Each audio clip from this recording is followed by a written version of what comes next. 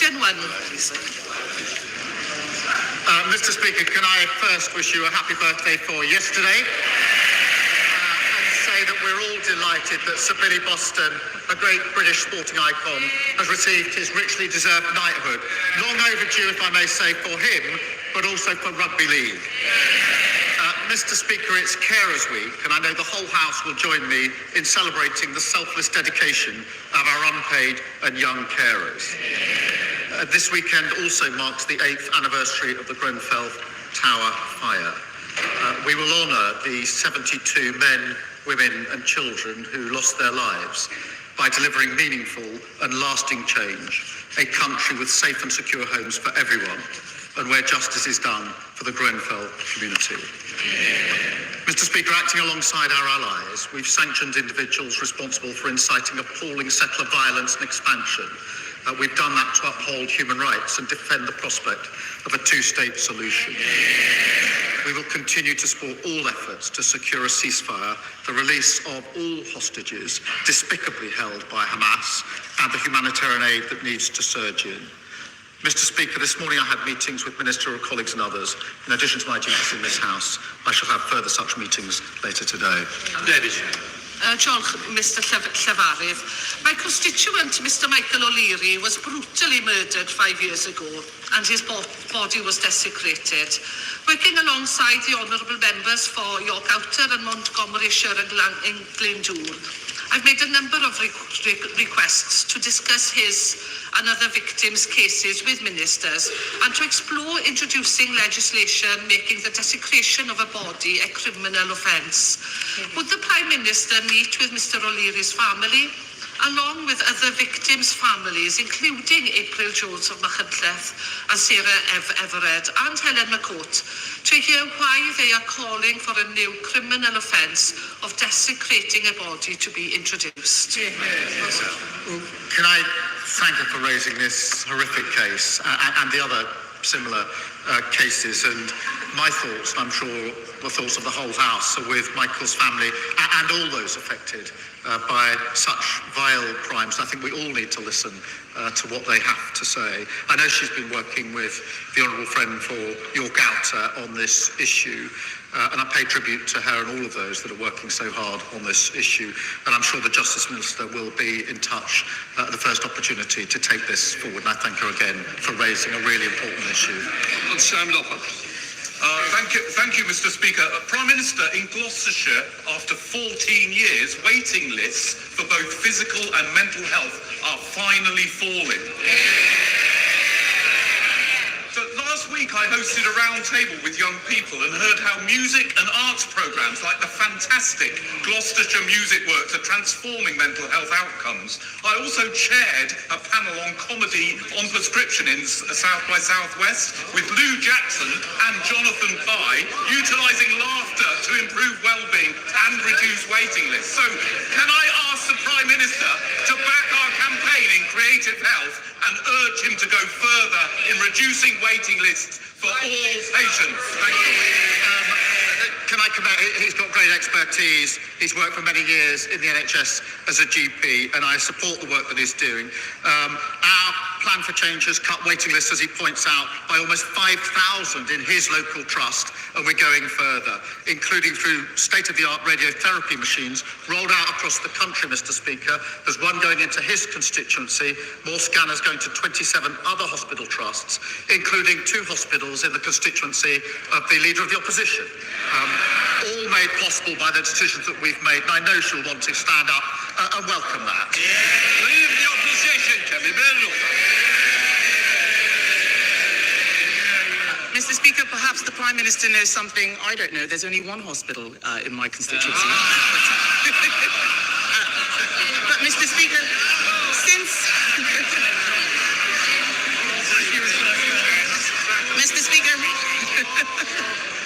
since Labour took office, Mr. Speaker, inflation has nearly doubled, growth has halved, and unemployment has surged. Is this what the Prime Minister meant when he tweeted that the economy is improving? Mr. Speaker, since the general election, 500,000 more people are in work. And I know she doesn't mention that. She's fixated on talking Britain down. We're investing in the future. Mr. Speaker, even in the last 2 weeks, the Strategic Defence Review, 30,000 new jobs building submarines. Yesterday, the sizable announcement, 10,000 new jobs. Tens of thousands of construction jobs building the social and affordable housing that was announced this morning. That's the difference that Labour makes in government. Mr. Speaker, he must be talking about a different economy. All of us in this House heard about unemployment increasing. Unemployment has increased every month since Labour took office. Last year, he said he was taking the winter fuel payment away to balance the books. But the books are not balanced. In fact, they are worse. This year, the deficit is forecast to be £10 billion higher since the budget. Not since last year's election, since the budget. In what way are the books now balanced? Mr. Speaker, she's obviously missed the interest rate cuts, the growth figures for earlier this year, the strategic defence review, local transport, £15 billion going in, free school meals, Sizewell, social housing. Mr. Speaker, but she stands there to lecture us, and I say Liz Truss is obviously back in vogue, advising reform officially now, haunting the Tories, and I remind her that the Shadow Home Secretary, I think he was then Chief Secretary to the Treasury, he gave the Liz Truss budget, Mr. Speaker, 9.5 out of 10. The Leader of the Opposition said what was wrong with Liz Truss's budget was not necessarily the package, that was all right, it was the way it was sold. They've learned absolutely nothing. Mr. Speaker, he loves talking about Liz Truss because he loves talking about Liz Truss. Why? Because he wants to hide from his own economic record. He's a coward. Every time he stands up there and talks about Liz Truss, it's because he's scared about talking about his record and what is happening to the economy out there. Let's bring it back to the U-turn, which he's running away from. A U-turn on a policy that his MPs went out defending time and time again. Let's go through what's happening here. 1 minute, they said it was right to take the winter fuel payment away, that there might be a run on the pound. The next minute, they said it was right to give it back. This is laughable. He stands there all puffed up and self-righteous. Why can't the Prime Minister just admit that he made a mistake? Mr. Speaker, they left a £22 billion black hole that we had to fill. And that's why we took the right decisions. We've stabilised the economy. That's why we've seen 4 interest rate cuts. The triple lock is committed to on this side. They say it's unsustainable on that side. That's £470 for most pensioners and good Q1 growth. 3 weeks ago, I said that I wanted more pensioners to be eligible for winter fuel. I'm really pleased. We set out the threshold and the certainty that is needed. And she says I don't want to talk about my record. What about free trade deals, record investment, breakfast clubs, social and affordable housing, defence review, Sizewell? We could go on all morning, Mr. Speaker, but we've got the Chancellor who's going to say even more in a minute. Mr. Speaker, I think she at the weekend said that she would be getting better in the role.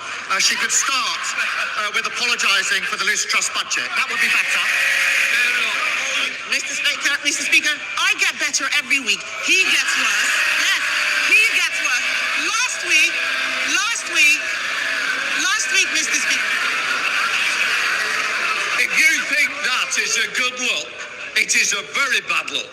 And think twice before you try to shoot somebody down in that way. Mr. Speaker, last week he had to get his lines from the Russian embassy. I think we all know that he is getting worse, and what he does not want to talk about is how he is going to make the economy better. That is what the people out there want to hear, and he's got no answers. His trade deals have unraveled. The Strategic Defence Review, everyone out there is asking where's the money coming from, and the fact is he doesn't know how to balance the books. The Chancellor says the winter fuel payment U-turn won't be funded through higher borrowing. So will the Prime Minister admit that it will be funded by putting everybody's taxes up? Prime Minister. Mr. Speaker, I think she let slip on the Matt Ford programme the other day that she rehearses her fury for PMQ. So a very good rehearsal this morning, I think. Mr. Speaker, she asked what we're doing. At the budget, we put record investment in our NHS and our public service. Record investment. And she comes every week to carp on about national insurance, but she doesn't stand there with the courage of her convictions and say she'll actually reverse it. And the reason she won't, because she won't stand up and say she's against the investment in the NHS. She won't stand up and say she's against the investment in our public services. And we'll all listen very carefully in just 20 minutes when the Chancellor lays out more record investment as to whether they welcome it or whether they say they wouldn't support it. Mr. Speaker, every week I come here to tell him the truth. The truth.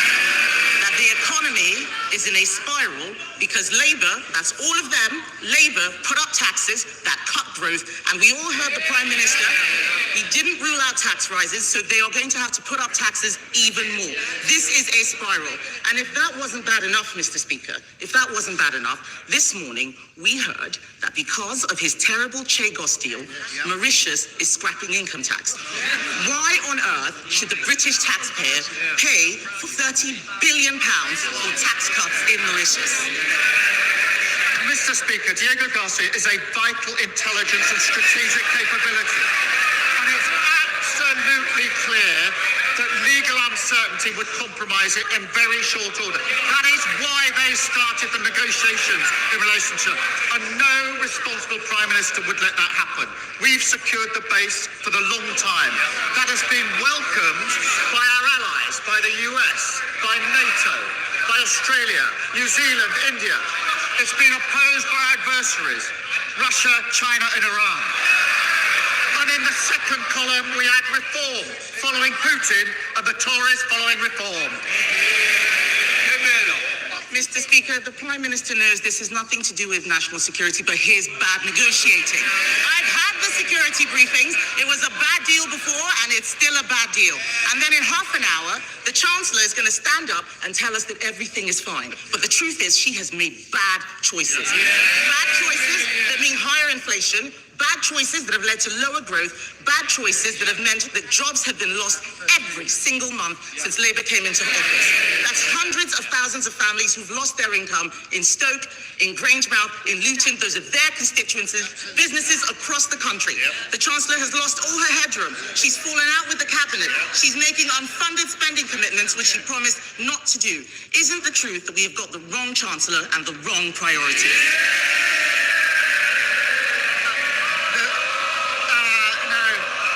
The wrong choice they made was making her leader of the opposition. Richard Bergen. Thank you, Mr. Speaker, and belated birthday greetings to you. Mr. Speaker, it's wrong for any Labour government. No Labour government should ever try to balance the books on the backs of disabled people. Yet in just a few weeks' time, that is what the Prime Minister will ask this House to do. Many of us will not be able to go along with that because it will mean that people who need assistance to cut up their food, to wash themselves, to dress themselves and to go to the toilet will lose the PIP they currently get. That's vital support. This week, the Prime Minister changed direction on winter fuel payments. Will he do the same in relation to this and now drop these disability benefit cuts? Mr. Speaker, it's very important we make the changes to our welfare system. It's not working. It needs reform. I think everybody agrees with that. It doesn't work for anyone. We will do so on a principled basis that those who can work should work. Those that want to work should be supported to do so, and that we must protect those with the most severe disabilities who will never be able to work. And we're doing that by ending reassessments and paying a new premium. Liberal Democrats, Sir Ed Davey. Thank you, Mr. Speaker. Can I join others in wishing you belated happy returns for yesterday? And can I welcome the government's sanctions of ministers in the Netanyahu government, Ben-Gvir and Smotrich? The violence they've incited, the settler violence they've incited against innocent Palestinians on the West Bank is intolerable, and the government will right to act. And as it's Carers Week, Mr. Speaker, can I pay tribute to the millions of unpaid family carers across the country and and recognise the challenges that they face.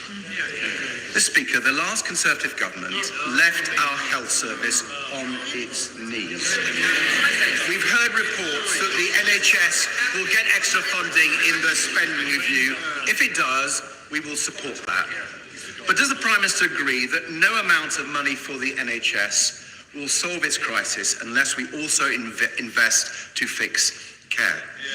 So without preempting the Chancellor's statement, will the Prime Minister reassure me that both social care and family carers will get the priority they deserve in the spending review? Can I agree with him that the health crisis created by the previous government cannot be solved? They groan. That is exactly how the country feels about the last 14 years and the mess they made of everything. Yes, we do need to fix social care alongside the money we're putting into the NHS. We're putting record amounts into the NHS. That's the right thing to do, and we're seeing the results. We promised 2 million extra appointments in the first year, of the Labour government. We've delivered 3 million. So there will be that extra funding. I would gently say to him, whilst he welcomes all the extra funding, he can't also at the same time simply say he's against any way of raising the money. There's an incompatibility there. Sir Ed Davey. Mr. Speaker, the Prime Minister knows a fairer and better way of funding NHS investment, and I regret the fact that he didn't answer my question on care. But, Mr. Speaker, moving on, the Prime Minister is right to increase defence spending, and later we'll hear the difficult choices the Chancellor has had to make, partly to fund that defence expenditure. But there are £25 billion of frozen Russian assets in the UK right now. Billions that could be used to stop Putin's war machine and to boost Britain's defence industry even faster. So at the G7 this weekend, will the Prime Minister try to seek an agreement to seize those frozen Russian state assets and use them to support Ukraine? As he knows, that is an issue that's being considered, but it is complicated, and there are a lot of countervailing factors that need to be carefully balanced in a decision that can be made. We are talking to allies about it, but I don't want to pretend to the House that there's an easy answer on this, because there isn't. Thank you, Mr. Speaker. More jobs, cheaper bills. That was our promise on net zero.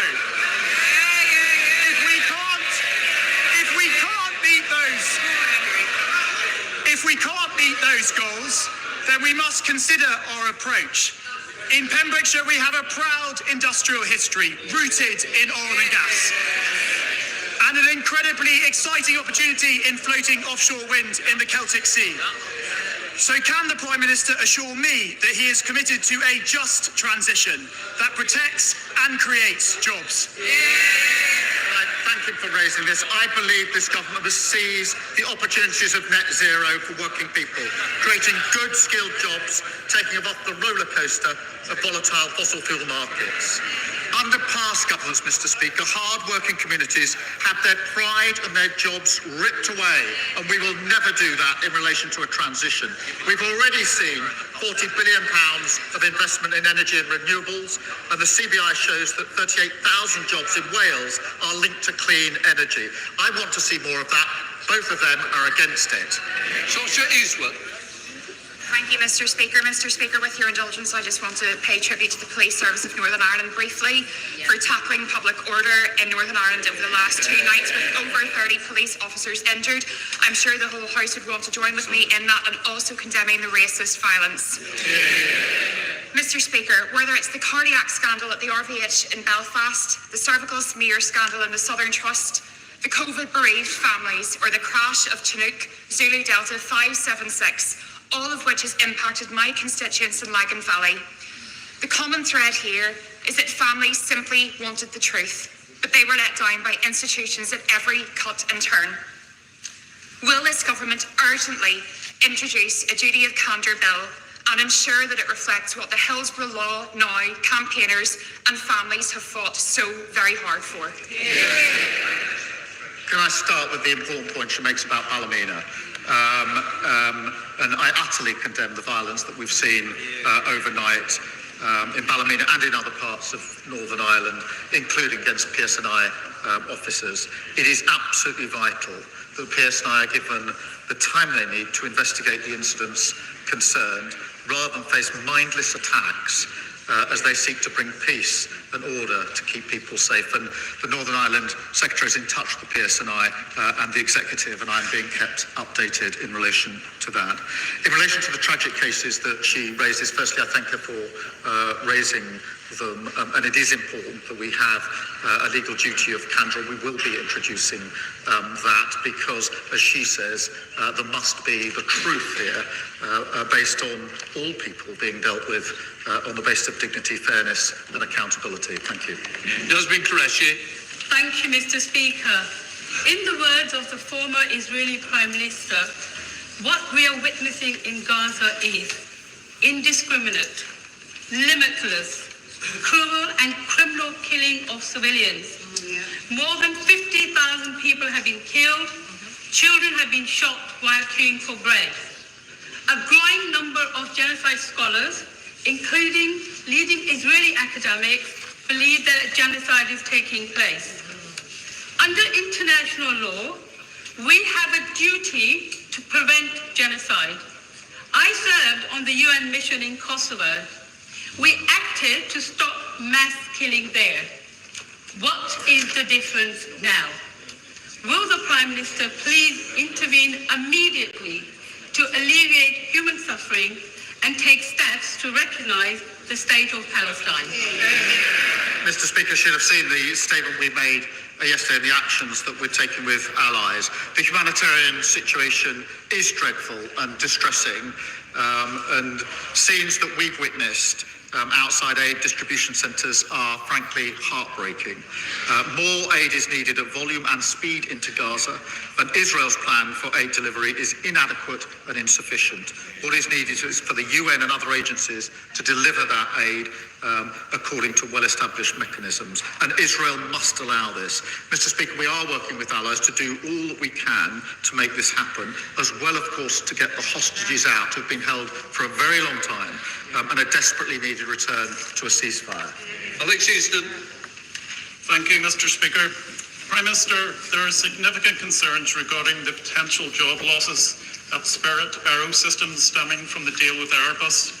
Would the Prime Minister agree with me and intervene to bring all the main players, including the unions, the Business Secretary and the Secretary of State for Northern Ireland, around the table to ensure these jobs are protected, especially considering the scale of the issues akin to the challenges faced by British Steel? And also, there is an issue for Northern Ireland businesses with the outworkings of the Northern Ireland Protocol and the Winter Framework. Can the Prime Minister give me reassurances that he's working to resolve all those issues? Well, I'm grateful to him for raising this important case of Spirit Aerosystems in Northern Ireland. I know how important it is for the workforce. I've visited them myself on more than one occasion. Airbus's decision to expand UK operations is good news for the sector and testament to world-class manufacturing expertise, and I want to see those high-skilled jobs protected. The Northern Ireland Secretary has met Airbus, the trade unions and assembly representatives to discuss the best outcome. The Minister of Industry is continuing engagement with stakeholders, and we will do everything we can in relation to this situation. I'm grateful to him for raising it. Thank you, Mr. Speaker. Will the Prime Minister join me in condemning decisions taken by the Transport Minister of the previous government, who turned their back on promises to deliver a new train station at Bean Park, which derailed growth in my constituency of Dagenham and Rainham? And will he also agree that the Grampian condition on the Bean Park development must be honoured and that infrastructure must accompany all developments of scale as we get on with the job of delivering millions of new homes? Well, I know she's been fighting hard for this project for years, and she's right, the previous government failed to deliver. You can say that about anything they touch, Mr. Speaker. But the Rail Minister is working with the Mayor and Housing Minister to get an appropriate solution to unlock housing in the area. Mr. Speaker, we'll also bring C2C back into public ownership, improving reliability and performance and ensuring every penny is focused on better service. I imagine when I said disaster is referring to the last government.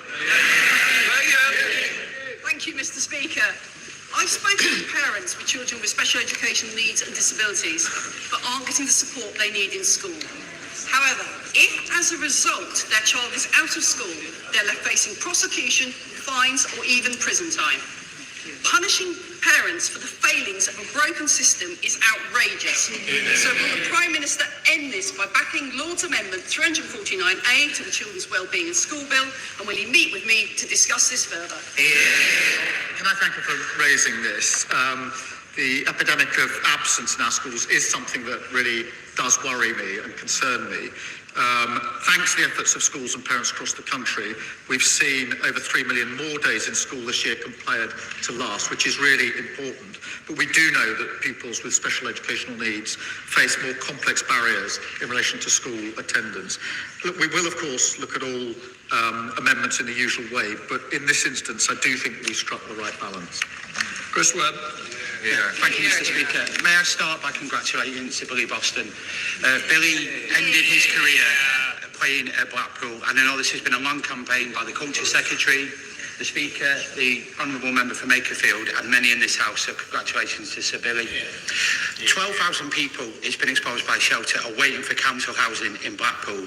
This is a damning indictment on the legacy of the previous 14 years of the government. Hundreds of families in my constituency are waiting for housing, stuck in bed and breakfast, or like my constituent Casey, who's sofa surfing with her 2 children in tow.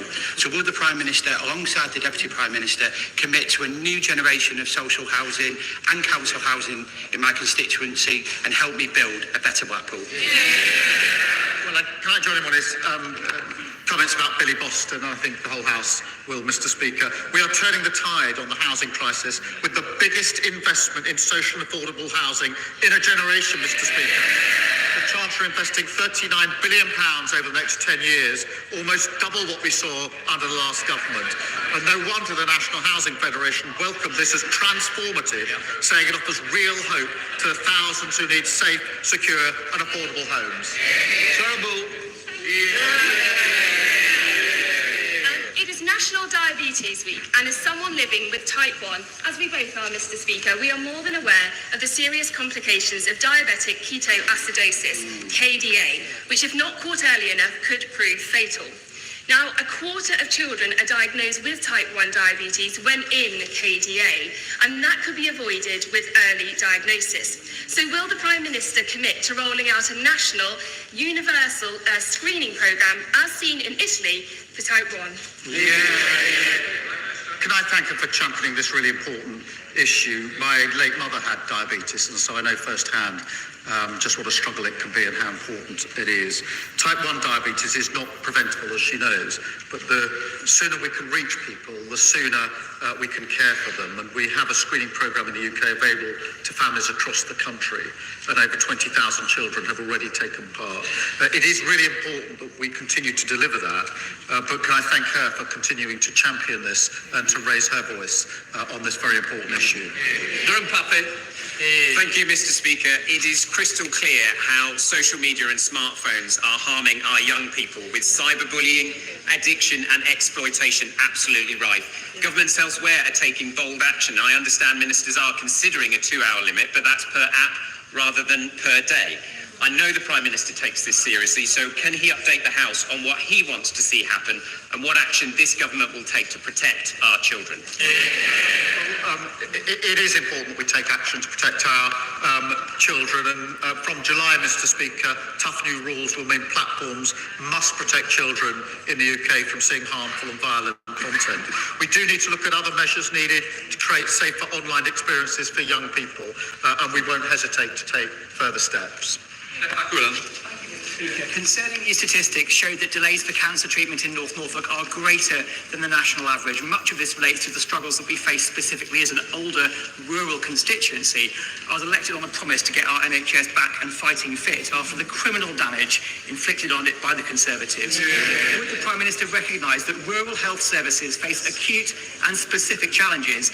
And can he give his word to the people of North Norfolk that the reforms and spending we need will come forward to address this? Can I thank him for raising this really important issue for his constituents? I think it does impact rural areas in particular. We've set out record funding for the NHS. We have our cancer plan, and I can give him that reassurance. This is the final question, John Ery. Thank you, Mr. Speaker. The Prime Minister and members across this House would have witnessed this spectacular victory for Davy Russell in Scotland. Stonehouse by-election. My constituents are sick of SNP failure and they voted for change for their NHS, their schools and for Scotland. So can I ask the Prime Minister, has he seen the calls from within the SNP for John Swinney to resign? And does he agree with me that a leader who's only ever lost elections to the Labour Party should stay put? Well, can I pay tribute to her for the role that she and others played in seeing Davy Russell elected? He will be a dedicated champion for her constituents. And after nearly 2 decades in power, the SNP got their verdict last Thursday. Scotland wants change, and they know the SNP are completely out of ideas. That's why they want a Labour government to deliver real change. Right, that completes Prime Minister's questions. We now I call the Chancellor of the Exchequer to make a statement. Rachel Rees.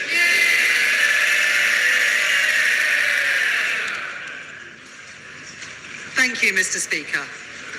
My driving purpose since I became Chancellor is to make working people in all parts of our country better off, to rebuild our schools and our hospitals, to invest in our economy so that everyone has the opportunity to succeed after 14 years of mismanagement and decline by the party opposite, culminating in a £22 billion black hole in the public finances.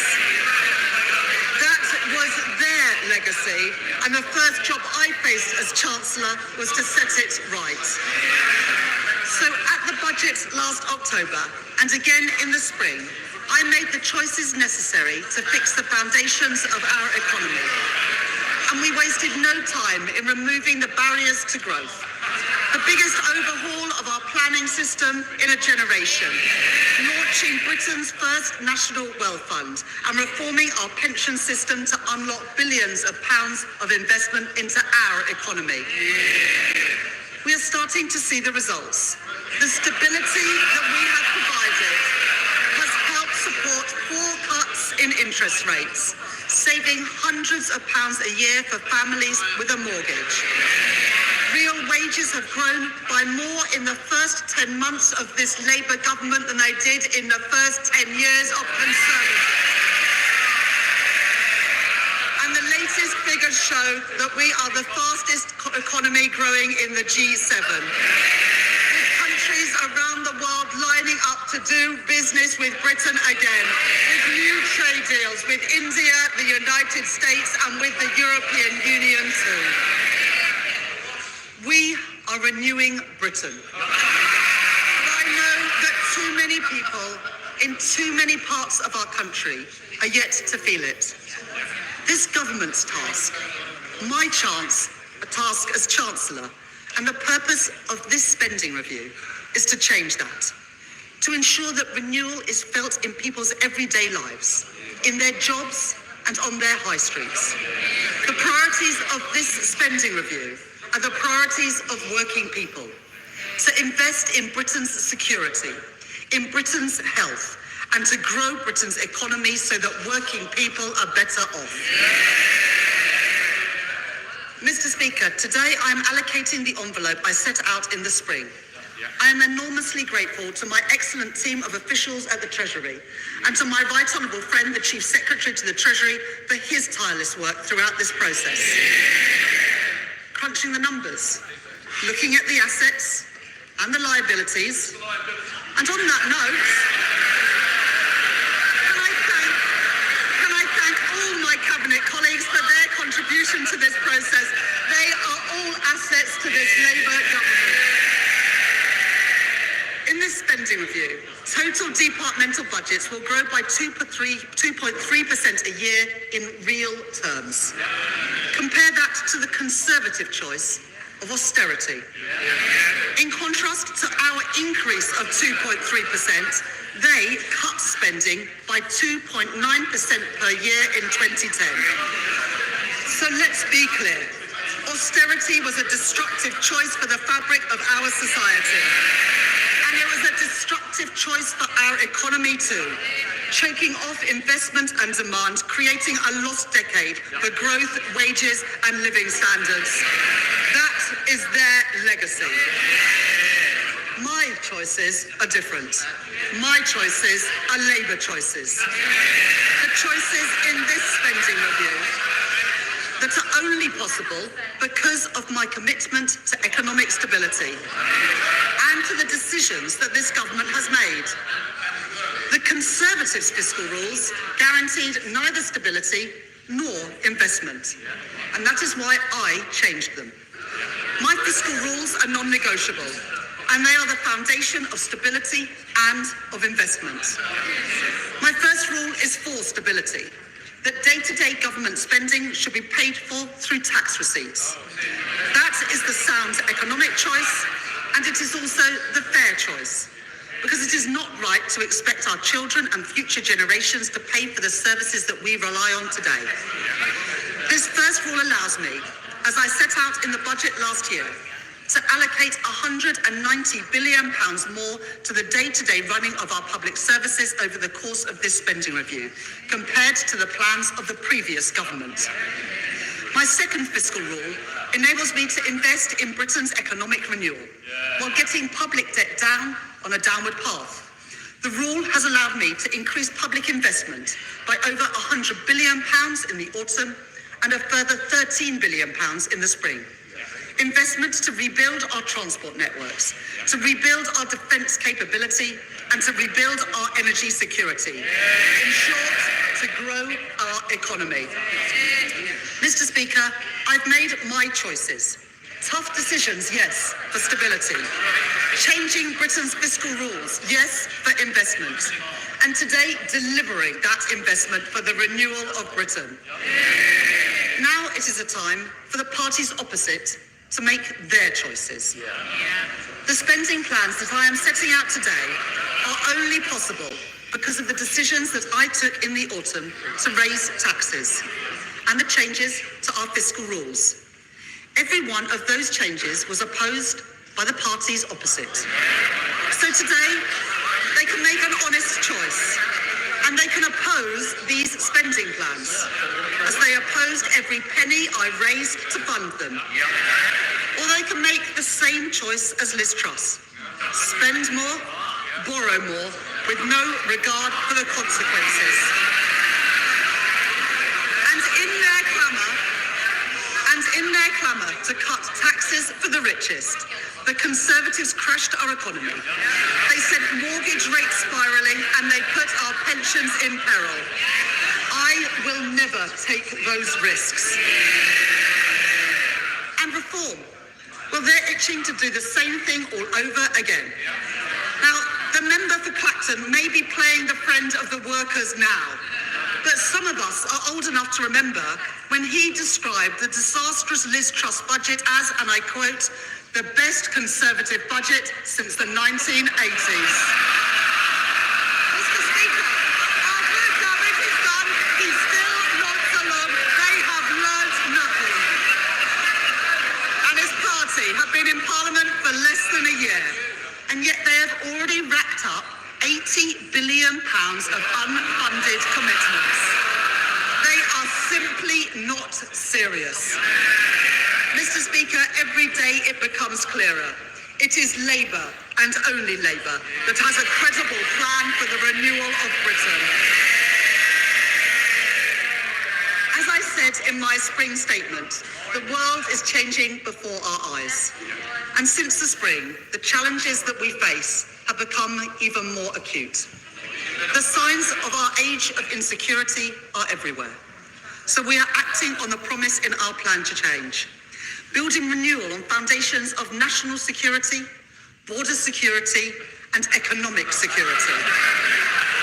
As the Prime Minister said earlier this month, a new era in the threats that we face demands a new era for defence and security.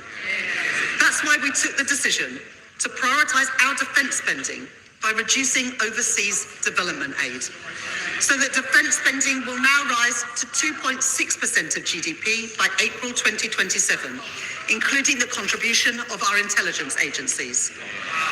That uplift provides funding for my right honourable friend, the Defence Secretary, with £11 billion increased in defence spending and a £600 million uplift for our security and intelligence agencies.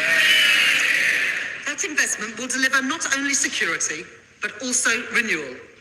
In Aldermaston and Lincoln, in Portsmouth and Filton, on the Clyde and in Rosyth, investment in Scotland, jobs in Scotland, defence for the United Kingdom opposed by the Scottish National Party, delivered by this Labour government. And as we invest in our armed forces, our military technology and our supply chains, that also brings huge opportunities.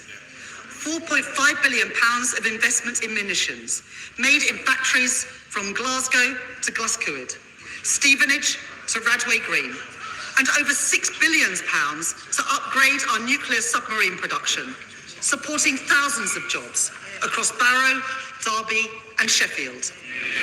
We will make Britain a defence industrial superpower, with the jobs, the skills and the pride that come with it. A more unstable world presents new challenges at our borders too, where conflict has opened the way for organised criminal gangs. The British people rightly expect us to have control of who comes into our country. The party opposite said that they would take back control. Well, Mr. Speaker, they lost control.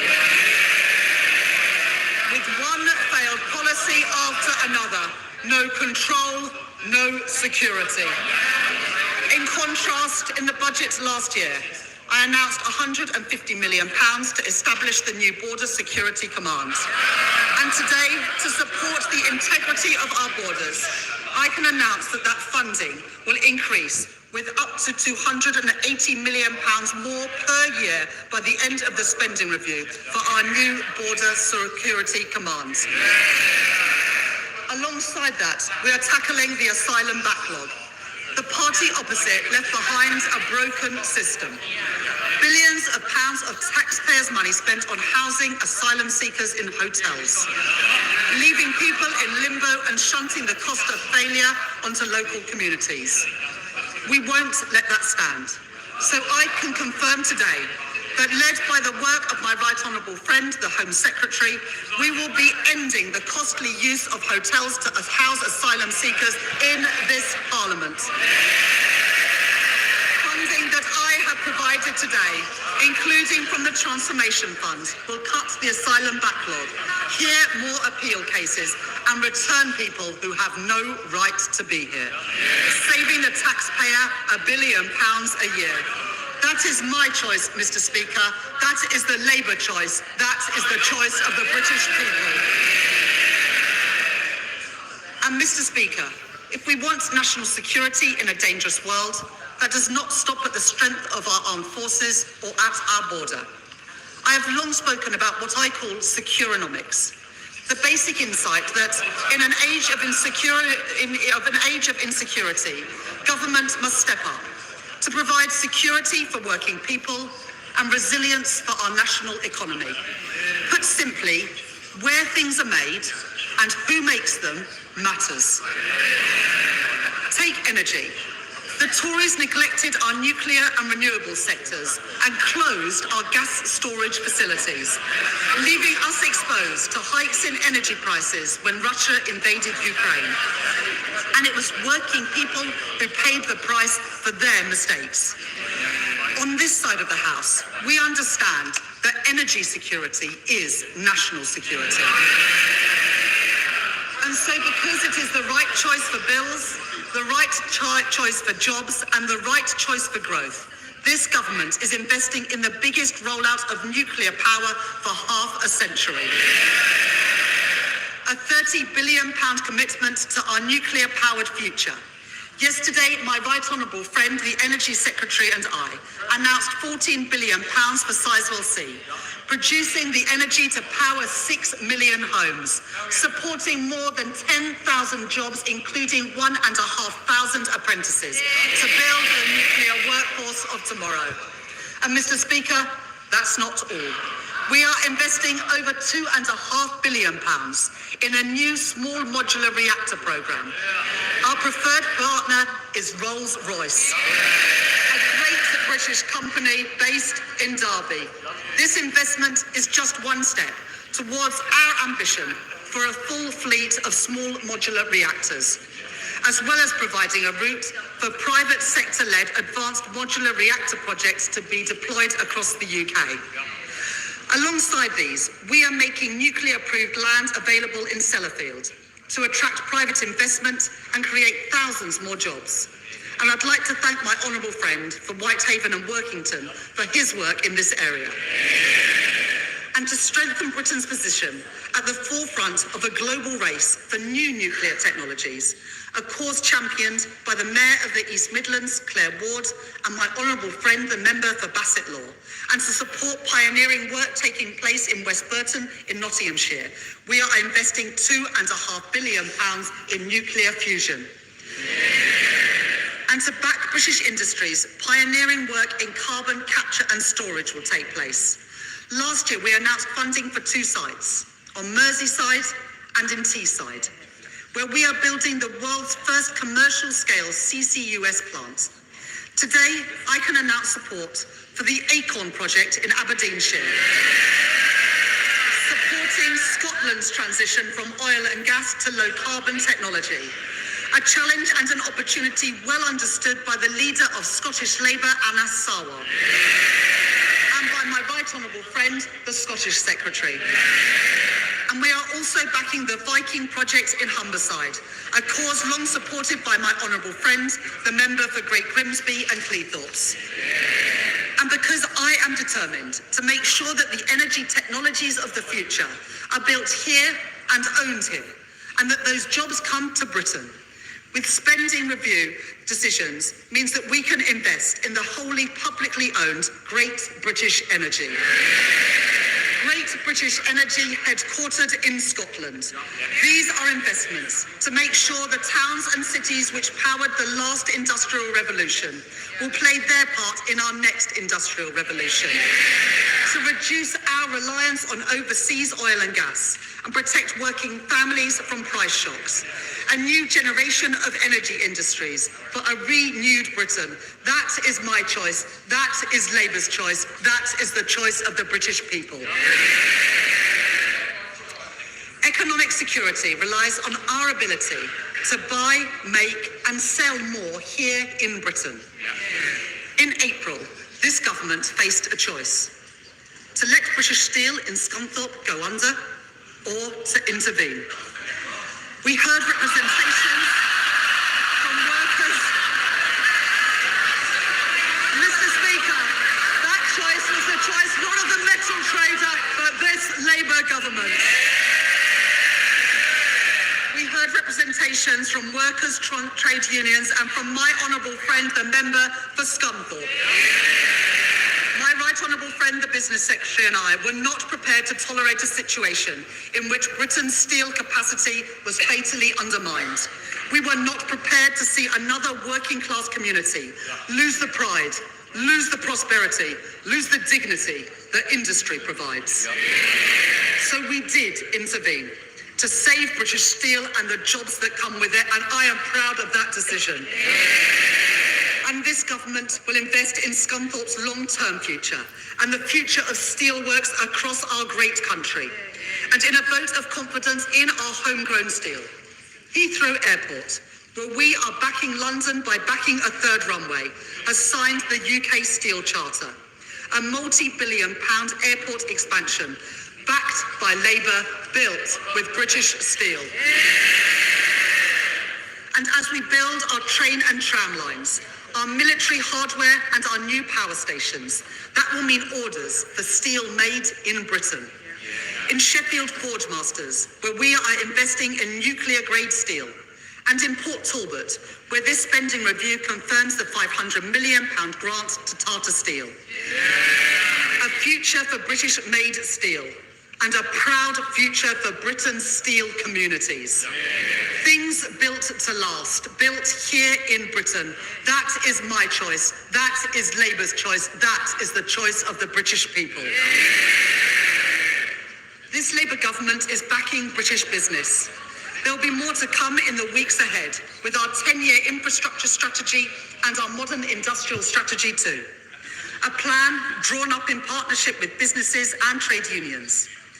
And when I speak to business people and entrepreneurs about what they need to succeed, they say they need the chance to innovate. They need access to finance. They need a deep pool of talent.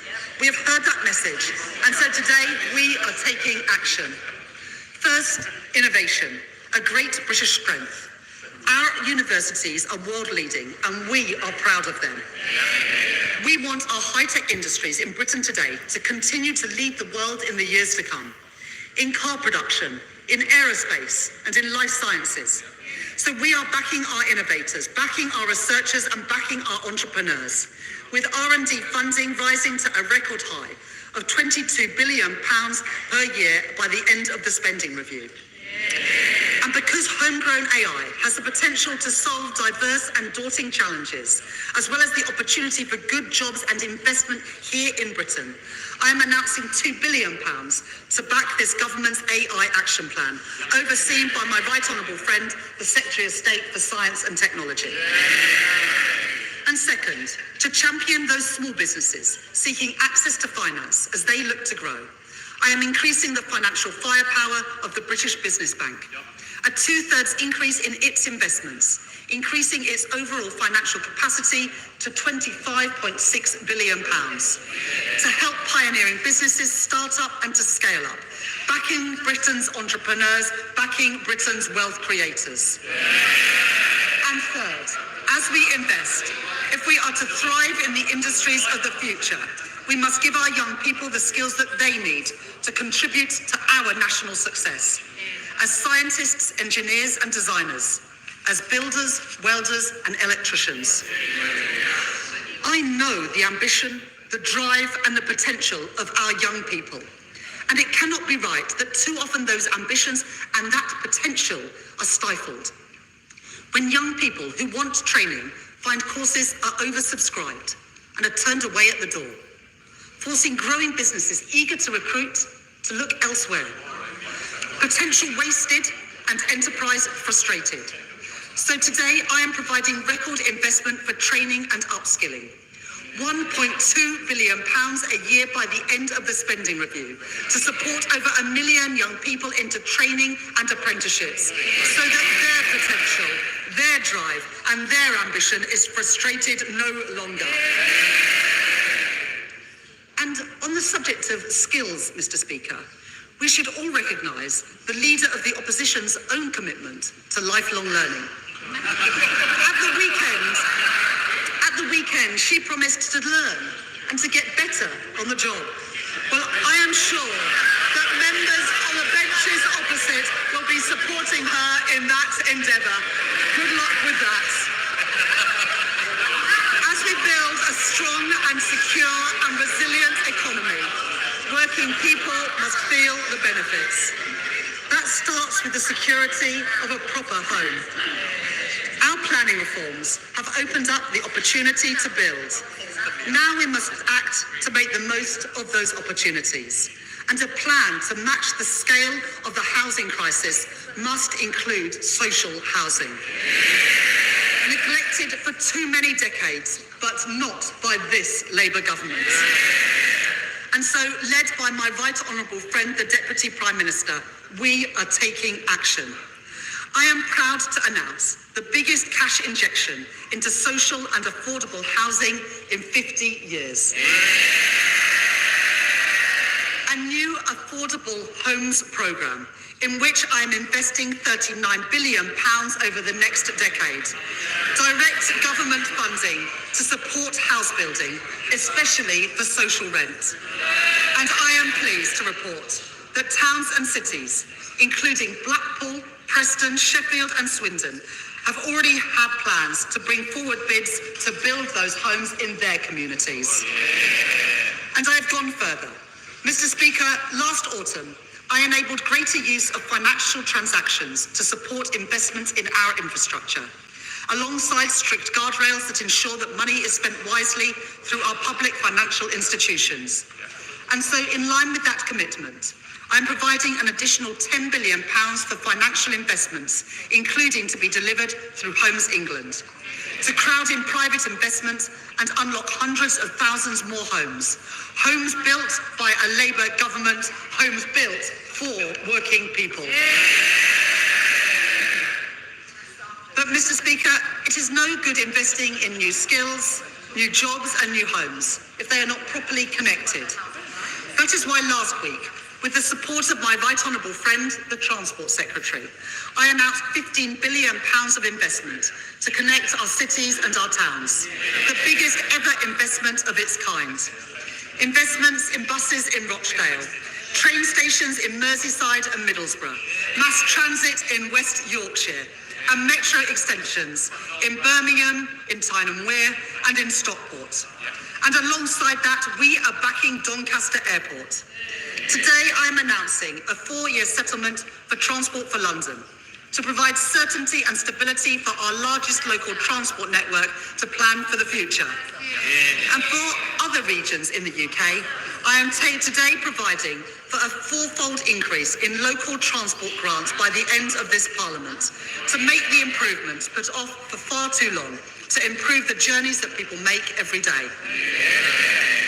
And to unlock the potential of all parts of Britain, we are going further, investing in major rail projects to connect our towns and cities.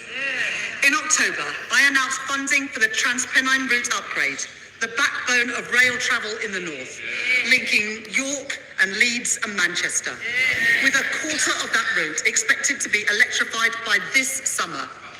I know the commitment of my honourable friends, the members for Huddersfield, York Outer and Colne Valley to this issue. And today I can announce a further £3.5 billion of investment for that route. But my ambition and the ambition of people across the north is greater still. And so, in the coming weeks, I will set out this government's plan to take forward our ambitions for Northern Powerhouse Rail.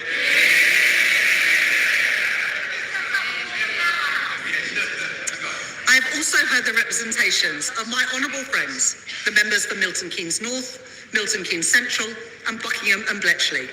And I can tell the House today, to connect Oxford and Cambridge and to back Milton Keynes' leading tech sector, I am providing a further £2.5 billion for the continued delivery of East-West Rail.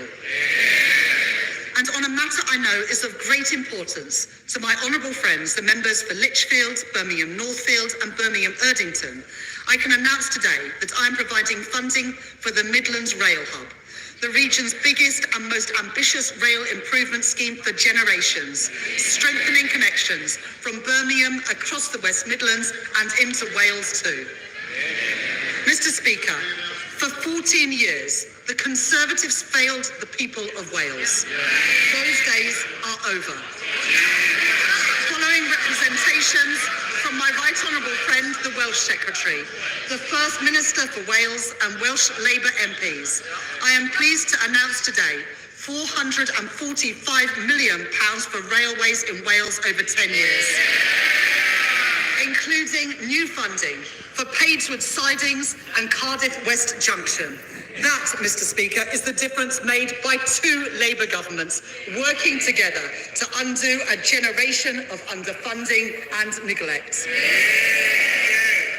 This government takes seriously its commitment to investment, jobs and growth in every part of the UK. And I have heard the concerns of my honourable friends, the members for Mid Cheshire and Rossendale and Darwen, and the Mayor of Liverpool City Region, Steve Rotherham, that past governments have underinvested in towns and cities outside of London and the South East. And they are right. So I am today publishing the conclusion of the review of the Treasury's Green Book, the government's manual for assessing value for money. Our new Green Book will support place-based business cases and make sure no region has Treasury guidance wielded against them. I said we would do things differently. I said we wanted growth in all parts of the Britain. And Mr. Speaker, I meant it. Backing our nations and regions means backing our devolved governments.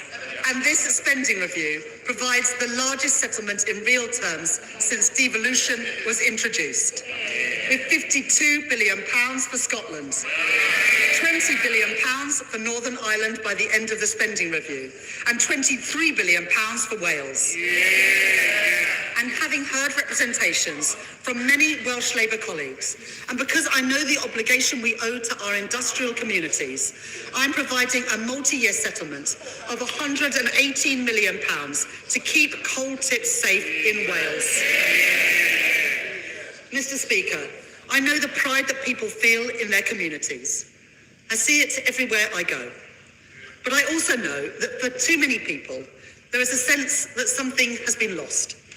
As high streets have declined, as community spaces have closed, as jobs and opportunities have gone elsewhere. The renewal of Britain must be felt everywhere. Today, I'm pleased to announce additional funding to support up to 350 communities, especially those in the most deprived areas. Funding to improve parks, youth facilities, swimming pools and libraries. Supporting councils' fight back against graffiti and fly tipping, including in Blackpool South, in Stockport, in Stoke Central, in Swindon North, and in Newcastle upon Tyne East and Wallsend. And there's more. Job creation and community assets are vital to our growth mission. But too often, regeneration projects are held back, gathering dust in bureaucratic limbo. We are changing that. We will establish a growth mission fund to expedite local projects that are important for growth. Projects like Southport Pier, an iconic symbol of coastal heritage which has stood empty since 2022. Kilcody's seafront and high street, where investment would create jobs and new business opportunities. And plans for Peterborough's new sports quarter to drive activity and community cohesion. Because people deserve a government which shares their ambition for their communities. To deliver renewal, to deliver growth, to deliver opportunity. And that is what you get with a Labour government. If people are to feel pride in their community, enjoy their public spaces and spend time on their high streets, they must feel safe when they do so. Safe in the knowledge that when people break the law, they feel the full force of the law. But the party opposite left our prisons overflowing and on the brink of collapse. And they left it to us to deal with the consequences. We are taking the necessary action. So with my right honourable friend, the Justice Secretary, we have announced that we are investing £7 billion to fund 14,000 new prison places and putting up to £700 million per year into reform of the probation system too. Today, I will do more. I am increasing police spending power by an average 2.3% per year in real terms over the spending review period. To protect our people, our homes and our streets. That is more than £2 billion, supporting us to meet our plan for change commitment of putting 13,000 additional police officers, PCSOs and special constables into neighbour policing roles across England and Wales. And as well as every place, I am determined that every family feels the benefits of Britain's renewal. Falling interest rates, supported by our commitment to economic stability, are already saving many families hundreds of pounds a month on their mortgage. I have accepted pay review body recommendations for pay in our armed forces, for our nurses, our teachers and our prison officers, giving public sector workers the fair pay rises that they deserve. And in autumn, I increased the national living wage, a pay rise for around 3 million hard-working people. And this government is doing more. We're banning exploitative zero-hour contracts. We're strengthening statutory sick pay, and ending the injustice of unscrupulous fire and rehire practices. Those are my choices. Those are Labour choices. Mr. Speaker, I know that for many people, the cost of living remains a constant challenge, which is why we are capping the cost of school uniforms. And I can tell the House today that I am extending the £3 bus fare cap until at least March 2027. Earlier this week, we announced that over 3/4 of pensioners will receive the winter fuel payment this year. And there is more.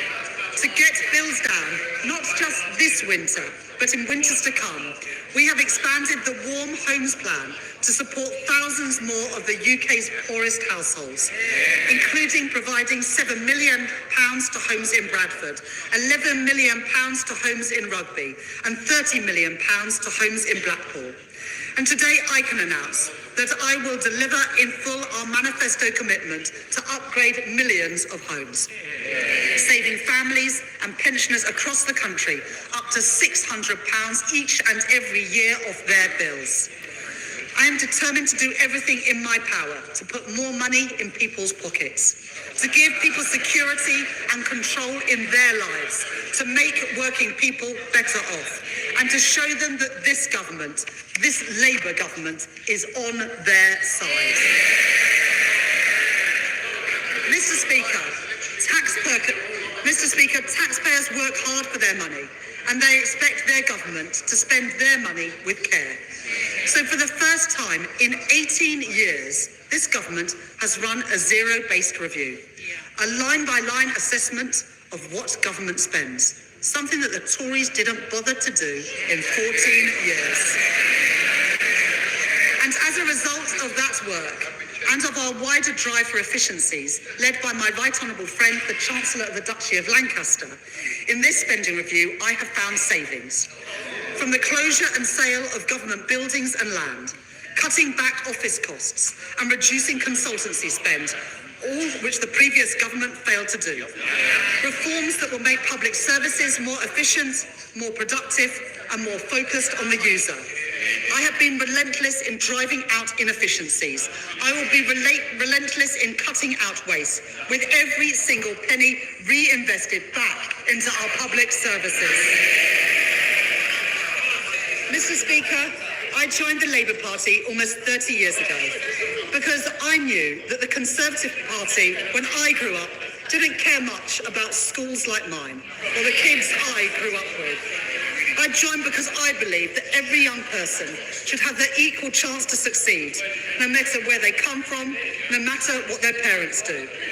I believe that just as strongly today as I did then.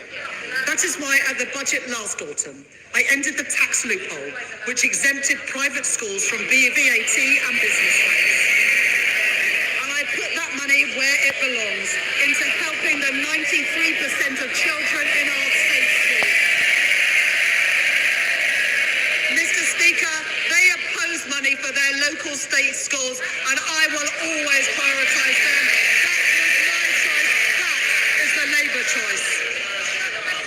And because of the decisions that we made in this spending review, I'm working with my right honourable friend, the Education Secretary. Last week, this government announced that free school meals will be extended to over 500,000 more children. That policy alone will lift 100,000 children out of poverty. Children in schools from Tower Hamlets to Sunderland and from Swansea to Bridgend. Labour Party conference, I was proud to announce the first steps in our plan to deliver breakfast clubs for every child, with an initial rollout to the first 750 schools. And we will continue with that national rollout as part of our manifesto commitment, so that no child goes hungry and every child can have the best chance to thrive and succeed. And because I know that a good start in life does not just start at school, I can also announce £370 million for school-based nurseries, to put us firmly on track to meet our plan for change commitment, for a record number of children being school-ready. And for children's social care, To break the dangerous cycle of late intervention and low quality care, I am providing £555 million of transformation funding over the spending review period, so that children do not go needlessly into care when they could stay at home. And for children where state intervention is necessary, better care and better outcomes. And last week I was pleased to announce, with my right honourable friend, the Culture Secretary, that more than £130 million from the Dormant Assets Scheme with the financial services sector will be allocated to fund facilities for our young people, to give every child the chance to take part in music, sport and in drama, to fund libraries in our schools, so that the confidence and the opportunity that those resources open up are no longer the preserve of the privileged few. Those are my choices. They are Labour choices, and they are the choices of the British people. Overall, I am providing a cash uplift of over £4.5 billion a year for additional funding in the core schools budget by the end of the spending review, backing our teachers and backing our kids. Mr. Speaker, people who went to ordinary comprehensives in the 80s and 90s are all too familiar with the experience of being taught in temporary classrooms. And the previous Conservative government oversaw another generation of kids herded into cold and damp buildings as school roofs literally crumbled. It wasn't acceptable when I was at school, and it isn't acceptable now. So I am providing investment rising to nearly £2.3 billion per year to fix our crumbling classrooms. In addition, £2.4 billion per year to continue our programme to rebuild 500 schools, including Chase Community School in Enfield, Woodkirk Academy in Leeds and Budmouth Academy in Weymouth. Investing in our young people, investing in Britain's future, investing in opportunity for all. That is Labour's choice. Finally, Mr. Speaker, let me turn to the... I knew the chair... Let me turn to our National Health Service. It's our most treasured public service. People rightly expect an NHS that is there when they need it. An ambulance that comes when they call one. A GP appointment available when they need one. A scan that is performed when they are referred for one. I am hugely grateful to our nurses, our doctors, our paramedics and other healthcare professionals for everything that they do. If we want a strong economy where working people can fulfil their potential, then we must have a strong NHS. Not as the Reform Party have called for, an insurance-based system.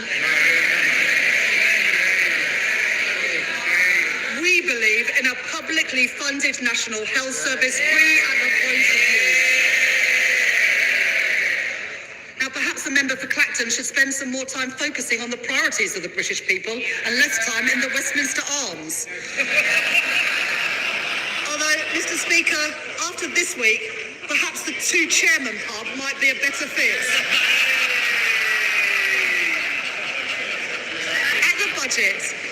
At the budget, I took the decisions necessary to provide an immediate injection of funding to get the NHS back on its feet.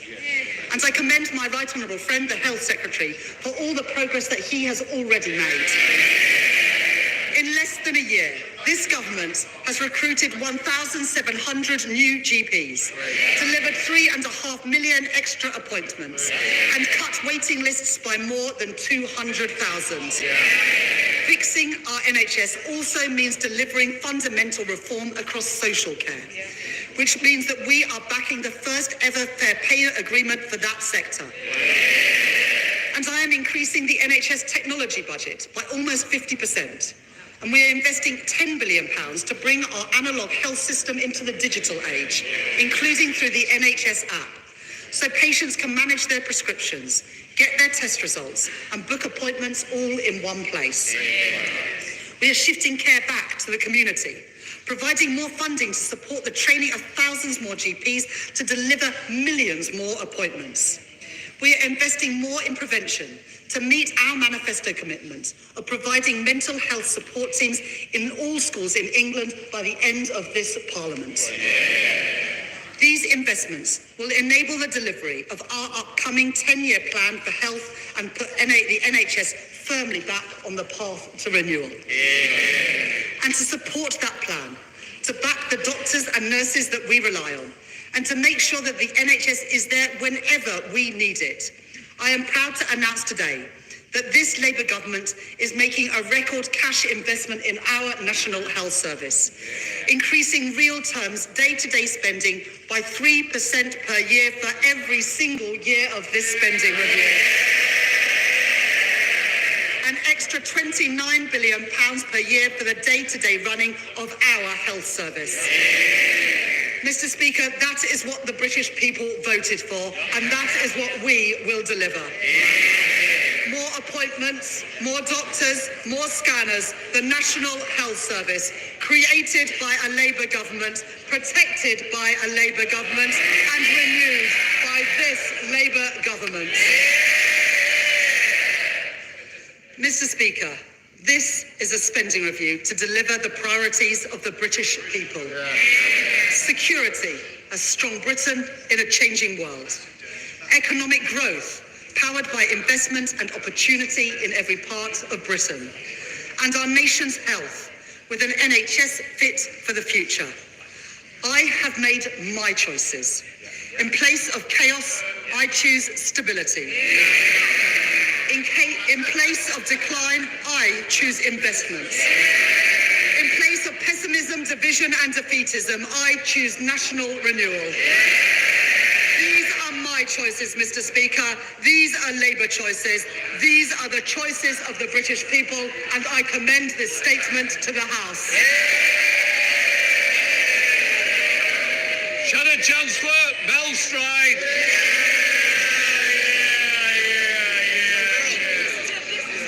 Mr. Speaker, this spending review is not worth the paper that it is written on.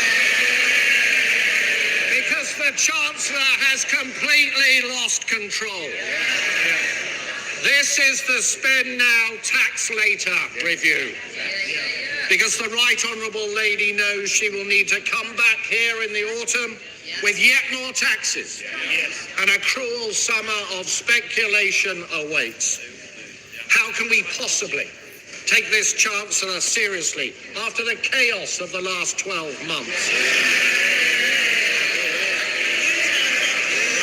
We were assured, Mr. Speaker, we were assured at the election that Labour's plans involved barely any additional spending or borrowing. Now, the Chancellor parades her largesse. Hundreds of billions in additional spending over this Parliament. The initial profile for that spending was, of course, significantly front-loaded. But the Chancellor now expects us to believe that she will let spending rise by only 1.2% a year. There is no chance whatsoever of that happening. For the lesson of the last year has been that when the going gets tough, the Right Honourable Lady blinks. She presented herself as the Iron Chancellor, but what we have seen is the tin foil Chancellor. Flimsy and ready to fold in the face of the slightest pressure. She said she would not fiddle her fiscal rules. Then she did. She said she wouldn't make any unfunded commitments, but with the humiliation of the winter fuel U-turn, she just has. She looked business leaders in the eye and said no more taxes. But we all know what happened next, and we all know what is coming in the autumn. Her own backbenchers, her cabinet colleagues, Labour's trade union paymasters, even the Prime Minister himself, they have all seen that she is weak. And they can smell the blood. They will be back for more, Mr. Speaker, and they will get it. These spending plans are a fantasy. And it's not the truth, Mr. Speaker, that the Chancellor has to maintain this fiction because she has left herself no room for manoeuvre. She is constantly teetering on the edge of blowing her fiscal rules, which she already changed to allow even more borrowing. And the only way she can claim to be meeting her rules is by pretending that she can control spending over the coming years. But Mr. Speaker, let's look at the record so far. Borrowing in the last financial year came out 11 billion above even the OBR's March forecast, and 70% higher than the plans that she inherited from this side of the House. But for someone so keen on borrowing, Mr. Speaker, the Chancellor seems strangely reticent to even use the word. Indeed, ministers bizarrely tell us that it is Labour's fiscal rules themselves that have, quote, generated investment. The reality is a little more straightforward. They have loosened the fiscal rules so they can borrow more. Borrow and borrow and borrow, allowing the national debt to continue to rise higher every single year, while ministers pretend that it is not. An eye-watering £200 billion of additional borrowing in this Parliament compared to the plans set out in the last Conservative budget, with 80 billion more to be spent on debt interest alone. In fact, if she had retained our fiscal rules, as she said, they may laugh, Mr. Speaker. If she had retained our fiscal rules, as she said she would before the election, the OBR have confirmed that she would be breaking them right now. Mr. Speaker, our country is now vulnerable to even the smallest changes in the bond markets. Should we face a sudden external shock, we have no fiscal firepower left with which to respond, all thanks to the Right Honourable Lady's choices. So can I ask the Chancellor, will she be open about what she has done? Will she admit that she has made a conscious choice to borrow more and to accept higher debts?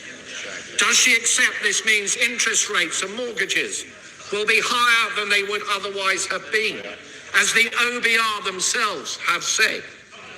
And given she continues to claim that she has brought stability to the public finances, can I ask her what on earth her definition of stability is? And Mr. Speaker, the Chancellor must be delighted that she does not have to face a new OBR forecast today. Because if she did, she would have to set out how she will fund her humiliating U-turn on winter fuel payments, having already blown the savings and buying off her trade union paymasters last year. She said this week there was, and I quote, she said, still work to do to ensure that the sums add up. Hardly reassuring from the person in charge of the nation's finances, Mr. Speaker. You don't need to have worked at the Bank of England for a decade to know that that pitiful utterance is unlikely to soothe the markets. So can the Chancellor confirm categorically that there will be no additional borrowing to pay for this chaotic reversal? And if this is the case, can she explain how on earth it can be paid for without raising taxes? And can the Right Honourable Lady explain why last summer, apparently to avoid a run on the pound, Mr. Speaker, this measure was so urgent that pensioners had to be left in the cold over the last winter? What exactly has changed?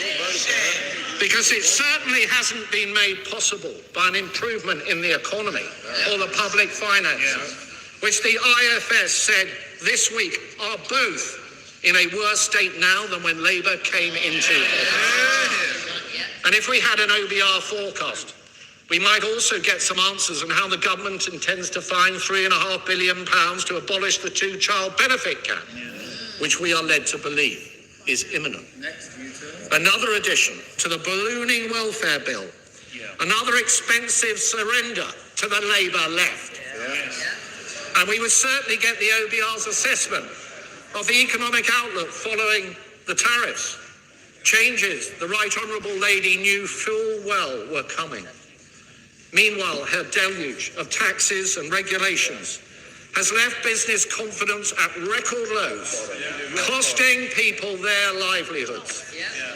Only yesterday, Mr. Speaker, we saw the latest evidence of that. Figures for last month show the number of people on payrolls fell by more than 100,000 after already falling by 55,000 in April.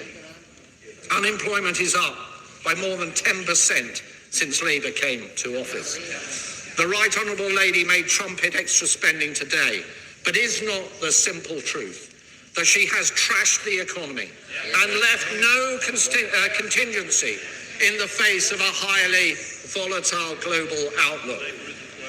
It's not the reality, Mr. Speaker, that the Chancellor knows she will have to come back in the autumn with more tax rises to fund these plans? Or can she assure us right now that this is not the case? Yes or no? We know that the Deputy Prime Minister has helpfully provided her with an entire brochure of tax rises that she will no doubt be perusing over the summer. The Corbynist catalogue, Mr. Speaker. And can the Chancellor confirm, as promised, can she confirm as promised that the income tax thresholds will not be frozen at the budget, a move she herself said would hurt working people? And Mr. Speaker, what about the uncertainties in the departmental spending plan she has just set out today? Can she assure us that these plans will not be topped up, that no backroom deals have been cut with disgruntled cabinet ministers? Can she assure us that the capital allocations announced today will actually be spent on capital, not diverted in year as she has in the past, to day-to-day budgets to play more games with her fiscal rules? The Chancellor has had to impose a settlement on the Home Secretary because this spending review won't deliver for our hard-working police officers across the country. Instead, the Home Office budget gets squandered on asylum costs because this government simply doesn't have a plan on illegal migration. And as the Defence Secretary admitted, and I quote, the government has lost control of our borders. Small boat crossings, Mr. Speaker, are up 42% on the same point last year. On energy, at a time when businesses up and down the country are struggling with high energy costs, the Chancellor has chosen today to fund the Energy Secretary's vanity projects like GB Energy. Where is he? And while we welcome the announcements on expanding nuclear capacity, the scale of ambition is a downgrade on the commitments made previously on this side of the House. Mr. Speaker, the party opposite barely mentioned farming in their manifesto. And now we know why. It's not enough to have hit the farmers in our country with a family farm tax. Today, what we see in black and white is a choice to make further cuts to the vital grants on which many farmers rely. A huge betrayal of our farming communities, and something which many of her MPs in rural areas will have to go back to their constituencies later this week to explain. And on defence, we will always welcome any additional investment in our armed forces and capabilities. Though I note, Madam Deputy Speaker, nothing was said about when 3% will be achieved.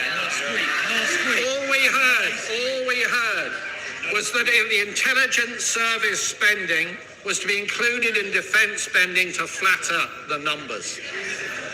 We left the party opposite a fully funded plan, which they didn't over for a year. But now, what we get is the Chancellor's own black hole on defence spending, the lack of a timeline on when we will achieve the 3%. Instead, we get a £30 billion bill for the Chagos surrender, money which should go to our brave army forces, rather than is being reported funding lower taxation in Mauritius. The first tax cuts for which this Chancellor has ever been responsible are in Mauritius. Mr. Speaker, we would have made different choices. We would not have killed growth with huge tax rises and new regulations. We would not have talked down our economy and the great businesses up and down our country. We would be focusing on efficiency and productivity in the public sector and not handing out pay rises with no strings attached. And we would be getting a grip on welfare. Labour cancelled our plans for fundamental reform to health and disability benefits that would have seen 450,000 fewer people on long-term sickness benefits. That is a disgrace. And instead of proper reforms to PIP, their own plans are a rushed cost-cutting exercise. So rushed they even had to change them after they had announced them. And their own backbenchers are in full revolt. Yet again, they talk tough, but there is no substance. The Right Honourable Lady has no grip. She has no clue. The markets and the public see a Chancellor completely out of her depth. Having blown her headroom and more from her budget in the autumn, she was forced into an emergency budget in March to scrabble around to try and repair the damage. Today she comes before us again with yet another fantastical tale that she knows will have completely fallen apart come the autumn. So we are not left with stronger foundations, as the Right Honourable Lady would have us believe, but rather another dose of that hallmark for which her actions have made her so renowned: uncertainty and failure. And so there she sits, Mr. Speaker, powerless to resist her disillusioned MPs and her panicking Prime Minister. Like a cork on the tide, the drumbeat for U-turns pounding in her ears. Yet her tone today suggests that all is well. The sunlit uplands await. What a hopeless conceit. A masterclass in delusion. Inflation is up. Unemployment is up. Growth is marked down. Business and households are hurting. Investors are fleeing in their droves. The bond market vigilantes circle. And here we have the Chancellor who refuses to listen. Not only tinfoil, but tin-eared too. And let me be clear, Mr. Speaker, it is working people and businesses who will pay the price come the autumn, with yet more taxes to pay for her weakness and her failures. Mr. Speaker, we cannot afford this spending review. And for many, the growing conclusion is that we cannot afford this Chancellor.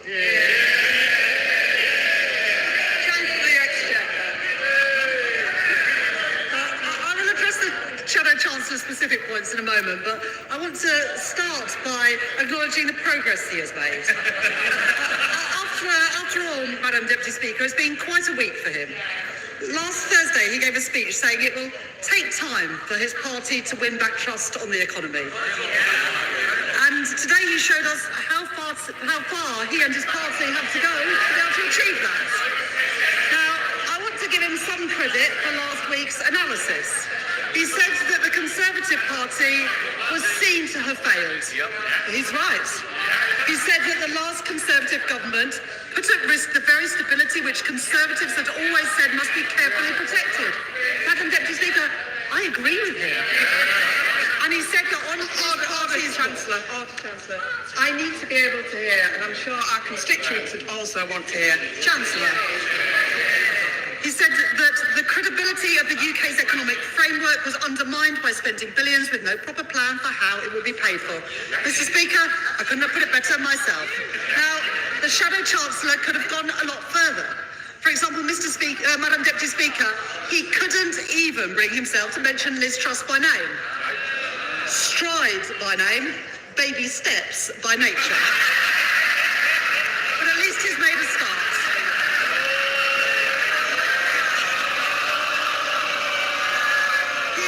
also spoke about, and I quote, the death of what we might call the age of thoughtfulness.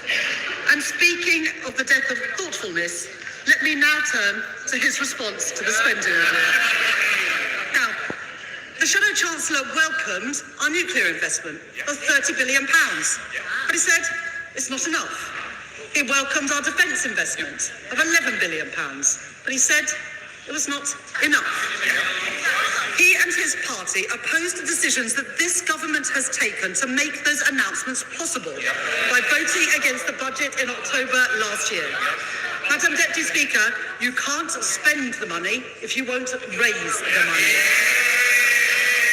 Now that's a lesson from Liz Truss that he has already forgotten. He complains about the level of investment that I've announced, ignoring the fact that the reason this investment is so important is because his party oversaw 14 years of cratering investment, stagnating wages and public service collapse. So let me remind him of what I said, Mr. Speaker, Madam Deputy Speaker. The Tories' fiscal rules guaranteed neither stability nor investment, and that is why I changed them, so that we can get stability and we can get investment. All their fiscal rules enabled was them to crash the economy, and the working people of Britain will never forgive them for doing that. So the party opposite set themselves against investment in the renewal of Britain. They set themselves against NHS investment, free school meals, investment in skills, investment in carbon capture and storage, investment in transport in our towns and in our cities, investment in everything that we've set out today, and yet the British people voted for them. And the honourable gentleman says, the right honourable gentleman says that the Home Office budget involves an increase in asylum costs. It doesn't. Asylum costs are coming down under this Labour government because we are deporting more people and getting them out of hotels. He says that we're cutting police spending, we're increasing it by 2.3% in real terms a year. And Madam Deputy Speaker, we've had no apology. No apology for the damage that they did to our economy or to our public services. In the last 11 months, interest rates have been cut 4 times. GDP was the fastest growing of all G7 economies in the first quarter of this year. Business confidence is rising. 500,000 more people are in work. Record investment has been made in Britain. Real wages have increased more in 10 months than they did in 10 years of the Conservative government. The national living wage has increased. Million working people a pay rise, and we've done all of this without increasing taxes on working people. Those are the choices that we have made. That is the difference that we are making. And in the spending review today, we set out the spending that we announced in the budget last year and in the spring statement. Not a penny more, not a penny less. I said in the budget and in the spring statement that public services must now live within the means that we have set, and we have achieved that. There will be a budget later this year, and in that budget we will set out in the round all of the fiscal plans. But we have already drawn a line under the Tory mismanagement with tax rises last year, and we will never have to repeat a budget like that again, because we will never have to clean up after the mess that the party opposite made again. Now, the reason that this Labour government has spent its first year fixing the foundations of our economy and stabilising our public finances is because it is what we have to do. The government of which the Shadow Chancellor was a part of left an unenviable legacy, which is why his party is, in his own words, in a difficult place. Now, we've made our choices. Removing barriers to growth, barriers untouched by the party when they were in office for 14 years. Strengthening Britain's security, the biggest real terms increase in defence spending since the end of the Cold War, something that they did not do when they had 14 years in office. Bringing our health service in the 21st century after neglect by the party opposite in their 15 years in office. Investing in Britain's renewal to repair the damage done by the party opposite in their 14 years in office. And Madam Deputy Speaker, in stark contrast to the Conservatives' 14 years of chaos, waste and decline, we are delivering on the priorities of the British people. Chair of the Select Committee, Meg Hillier. Thank you, Madam Deputy Speaker, and I congratulate my right honourable friend for delivering this spending review, the first zero-based review in a very long time. And I think it's absolutely vital that as the taxpayer, the citizen, are looking very carefully at their spending in the cost of living crisis, that government does that too. And we look forward to having the Chief Secretary of the Treasury in front of the Select Committee in 2 weeks' time to look at this in more detail. I particularly noticed from the figures that she has made a good fist of ensuring that government departments have more than under the Conservatives in very many cases. And I very much welcome her work on delivering on child poverty and tackling that scourge on our society. I do note, however, in the brief glimpse I've had of the figures, that for the Department of Housing, Communities and Local Government, there is a smaller increase than there would have been. And there is this £39 billion over a decade for affordable social housing. Those children living in poverty also have the poverty of situation in many cases. So could she expand on how she's going to see that money with her, the Deputy Prime Minister, deliver to provide that social housing that so many of those children in poverty desperately need? Chancellor. I thank my right honourable friend for that question, and I appreciate her welcoming the breakfast clubs, the free school meals, also the capping in school uniform costs to help families living in poverty, and the free school meals, as my honourable friend knows, will lift 100,000 children out of poverty. She mentions the social affordable homes grant. The affordable homes grant is going to have its biggest ever increase, and we've set that budget for 10 years to give certainty to the sector so they understand what is available. And in addition, we have set out some social rent changes to give certainty to the sector to invest for the future. Liberal Democrat spokesperson Daisy Cooper. Thank you, Madam Deputy Speaker.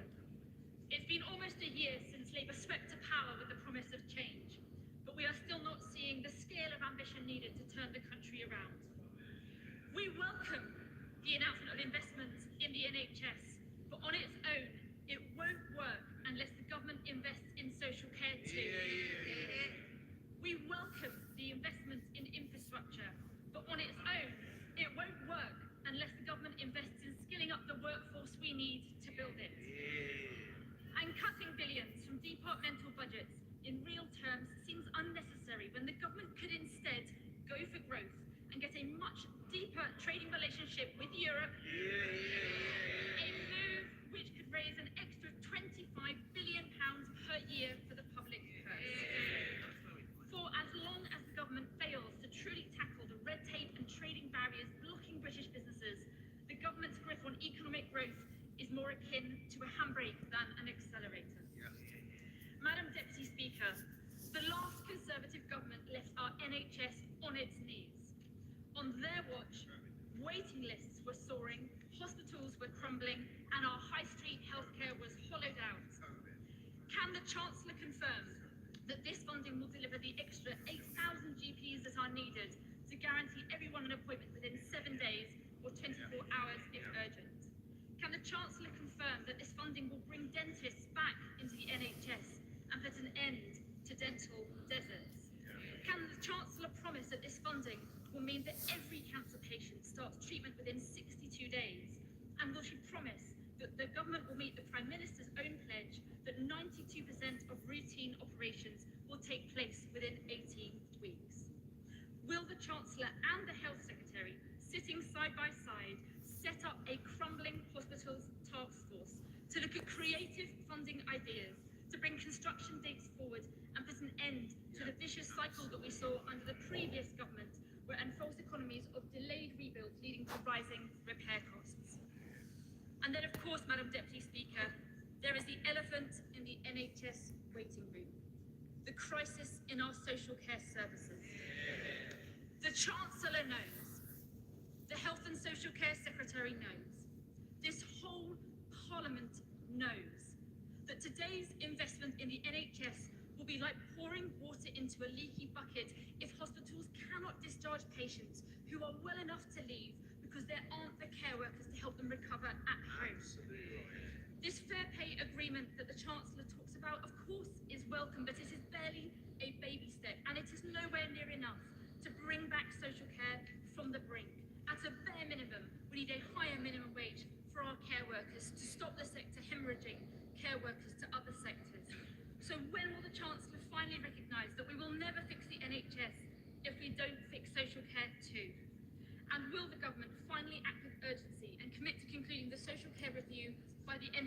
year, not in 3 years' time. On housing, we warmly welcome the government's investment in social homes. Will the government now commit to the Liberal Democrats' target of building 150,000 social homes every single year? Madam Deputy Speaker, other public services are crying out for investment too. Our communities need proper neighbourhood policing to feel safe. Our farmers need fair support payments to keep food on our tables. And people of all ages deserve access to training and skills to build their future and to help power our economy forward. That's why it's so disappointing that the Chancellor has today made things so difficult for some of our public services, cutting unprotected budgets by billions. Yes, we know she was faced with the fallout from the most reckless and the most out-of-touch Conservative government in recent memory. But being responsible is not just about taking tough decisions. It's about having the moral courage to make the right ones. Yet this government seems determined not to adopt the one policy that could put rocket boosters on our economy and raise billions for our public services.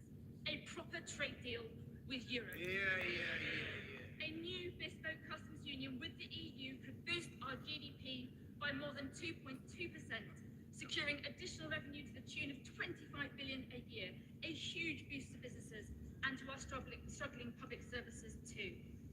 If the Chancellor can U-turn on the winter fuel payment, thanks to a skinny EU trade pact worth just 0.2% in extra GDP, just imagine how many more U-turns she could perform with a proper trade deal worth 10 times as much. Madam Deputy Speaker, we Liberal Democrats strongly support the allocation of 2.5% of GDP on defence, but we want to see ministers go further and faster to bolster our national security in today's uncertain world. Will the Chancellor agree to cross-party talks in which we can work together to set a pathway to 3% of GDP well ahead of 2034? Will the government use some of today's investment to reverse the Conservatives' irresponsible 10,000 troop cut? And will the Chancellor make sure that investing in our national security becomes a lever for economic growth, putting a much greater emphasis on British steel producers and SMEs as we scale up our defences? And will the Chancellor ensure that British start-ups can use defence innovation for the public good? Before I conclude, Madam Deputy Speaker, I must thank the Chancellor for finally completing the world's slowest U-turn on the unfair winter fuel payments cut. Now that the Chancellor has U-turned, will she do the right thing and backdate the payment for all those who lost out on support this past winter, but who would now be eligible under the new rules? And now the Chancellor has U-turned once, will she make it a hat-trick and also change course on PIP and carers allowance cuts as well? Perhaps the Chancellor might even look again at the growth-crushing jobs tax and other changes affecting our high streets, small businesses and family businesses, and instead look at the fairer ways of raising revenue that we Liberal Democrats have set out time and time again, raising the same amount of revenue from the big banks, the social media giants and the online gambling companies to start paying their fair share of tax. Madam Deputy Speaker, after years of chaos and incompetence under the last Conservative government, this was a unique opportunity to draw a line under the social care crisis, squeezed budgets and sluggish economic growth. So I strongly urge the Chancellor, will she ignore those who talk down Britain's economic potential? Will she rip up the red tape holding British businesses back? And will she strike a properly ambitious trade deal with Europe that will turbocharge our economy and bring in the billions to rebuild our public services? The government says its number one mission is growth. This would be the way to deliver it. Chancellor. Thank you very much, Madam Deputy Speaker, and I thank the Honourable Lady for her comments. I know she hasn't had a chance to look at the figures yet, but it's not right to say that there are real terms cuts to public services. Public service spending is increasing by 2.3% a year on average over the course of the spending review. If we start on investment in the NHS and in social care, we've already delivered, as I set out in my speech, 1,500 more GPs. We've put £26 billion already in the first phase of the spending review into the NHS. I just note that compares to the £8 billion of money you said you were going to, the Liberal Democrats said they were going to put into the NHS in their manifesto. We've already put £26 billion in, and we've put more money in today in every year of this Parliament. The new hospital programme is being rolled out, and the Health Secretary met, I think, just last week with members of Parliament who are having hospital improvements in their local communities, including with many Liberal Democrat MPs. So she should be aware that we are making improvements to the fabric of our hospitals, as well as investing in technology, in scanners, etc., to improve productivity in our health service. With regards to social care, we are, as the Honourable Lady knows, we are introducing the fair pay agreement in social care. That's something that the Health Secretary and my right honourable friend, the Deputy Prime Minister, are very much committed to. We've increased, as she'll know when she looks at the documents, local government spending power, so we can put more money into social care. And in addition, Louise Casey is doing her review into the future of social care. On investment in infrastructure, yes, we are going big on infrastructure. £100 billion more announced in the budget last year, another £13 billion in the spring statement, and we're backing that up with skills, as I set out in my speech and as detailed in the spending review documents. Biggest ever investment in young people's skills so that they can access the new jobs that are being created in defence, in house building, in other infrastructure too. On the issue of red tape and backing business, I mean, I just think it's a little bit ironic, Madam Deputy Speaker, when they voted against the Planning and Infrastructure Bill yesterday, and they come to the House today saying they want to do away with red tape and go for growth. Well, we want to go for growth. That's why we took that legislation through Parliament, and perhaps she'll ask her lords to vote for growth in the other place. On trade deals, we've done a trade deal with the US, with India, and with the EU. I think that the Liberal Democrats opposed the trade deal with the US, but now apparently they think that trade deals are the way to go. Well, so do we. That's why my right honourable friend, the Business and Trade Secretary, has got 3 of them that are helping our automotive sector, our steel sector, and our farming communities. On defence, yes, we will use defence spending to support growth. The Defence Secretary and I have been very clear about that, and as I set out in the speech, making Britain a defence industrial superpower. But I'll just sort of say, gently to the Liberal Democrats and the Honourable Lady, if you want to support investment in public services, you've got to increase the tax rises to get there. And so they voted against the national insurance increase, which is what has enabled us to make the investments that I've set out today. Now, the Honourable Lady says she wants a wealth tax. Well, we changed inheritance tax. We changed inheritance tax, and the Liberal Democrats voted against it. We introduced VAT on private schools. Liberal Democrats voted against it. So either they are serious about investing in public services, in which case they need to back the tax increases, or they want to go down the route of the magic where they're just going to borrow more to pay for things. And on the winter fuel allowance, we've made our choices clear. We're going to keep the means test, but it'll be paid to people with a pension less than £35,000. I think the Liberal Democrats want to make it a universal benefit again. Oh, okay, that's just the Tories. Well, they need to explain how they would pay for it. So, look, I appreciate the fact that she welcomes some of our policies, but I would just say that the job of Chancellor and job of government is to make sure that the sums add up. And we made difficult decisions last October, but I stand by those difficult decisions, because without them, today we would not have been able to make the investments we've made in schools, in energy, and in our health service. I'm proud of what we've achieved as a government. I'm proud of the investment that we're putting in today. Yeah. Bill Esterson. Thank you, Madam Deputy Speaker. The Warm Homes Plan will mean healthier homes, it will mean warmer homes, it will see lower bills, and it will create jobs in communities right across the country. It is a very good plan, especially for those facing fuel poverty. The last government's home energy programme changed every few months, which meant that businesses couldn't plan and consumers had no confidence in it, not to mention the scandalous misapplication of fixed wall insulation. So will my right honourable friend confirm that this is a long-term warm homes plan that will deliver warm homes and cut bills to the benefit of millions of our constituents for years to come? I thank the Chair of the Select Committee for that intervention. Warm homes is a big part of our plan to tackle the cost of living crisis.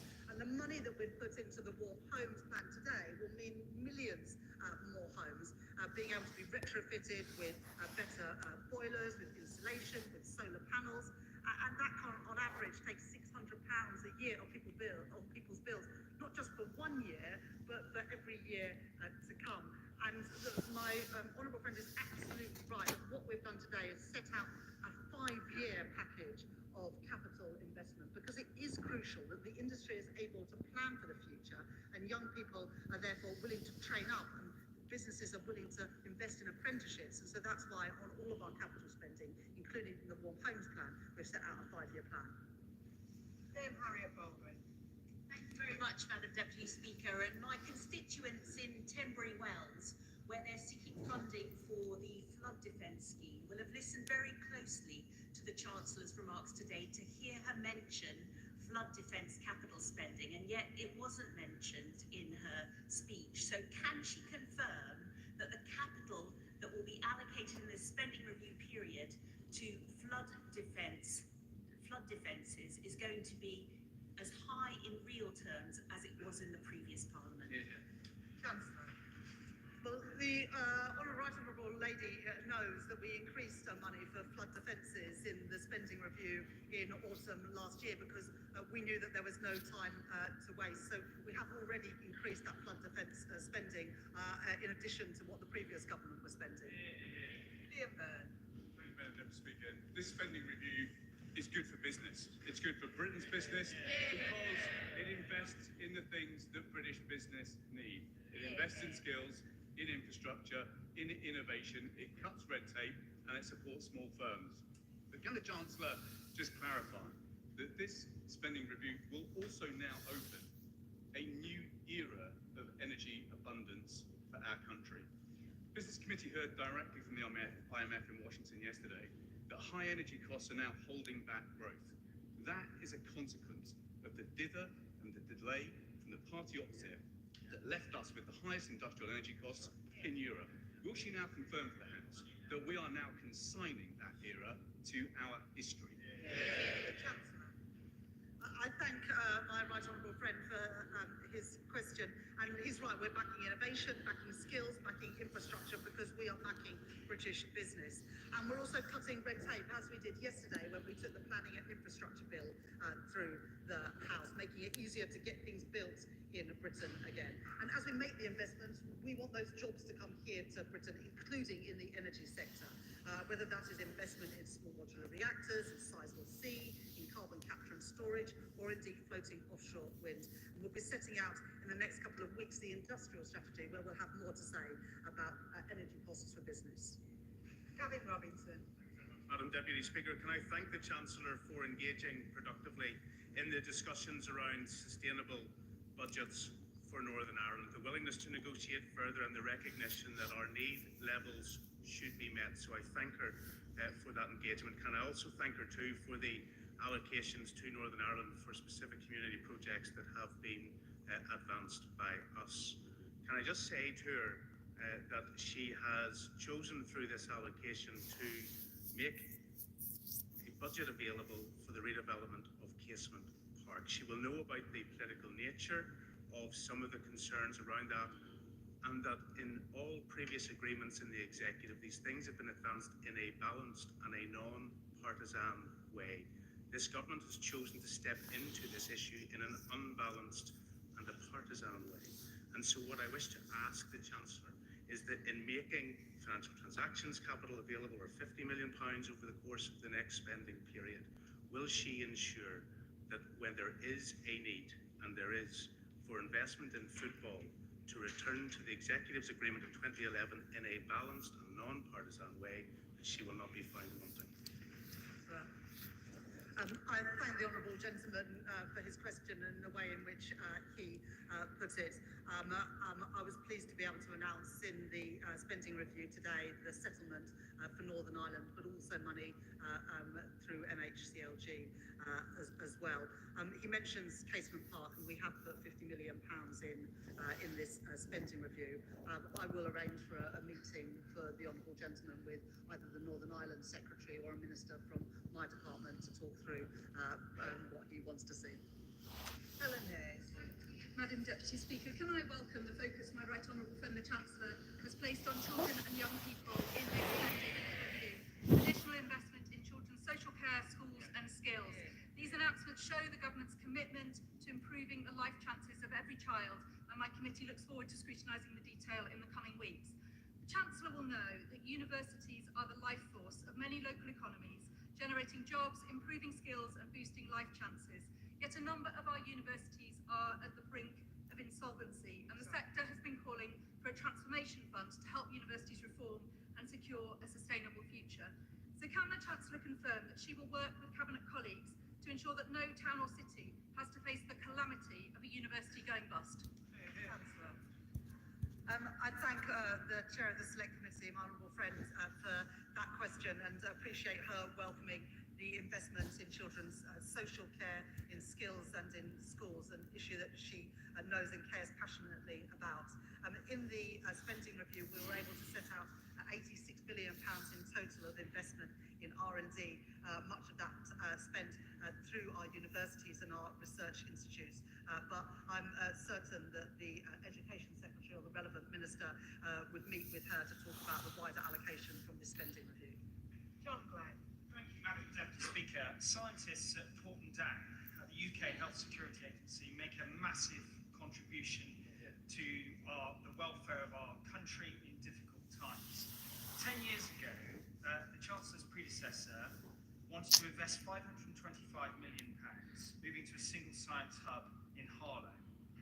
£400 million has already been spent, and the NAO last year said it would cost £3.2 billion to complete the move by 2036. 3 weeks ago, I had an adjournment debate, and I was told that today we would know the outcome of what was actually going to happen with this project. Could I ask the Chancellor what is happening with the future of UK HSA at Porton Down? Is it going to move to Harlow at massive expense, 6 times the original estimate, 15 years later than was estimated? Or can we save some money and use that money for better investment in our public estate? Chancellor. I thank the right honourable gentleman and member of the Treasury Select Committee for his question.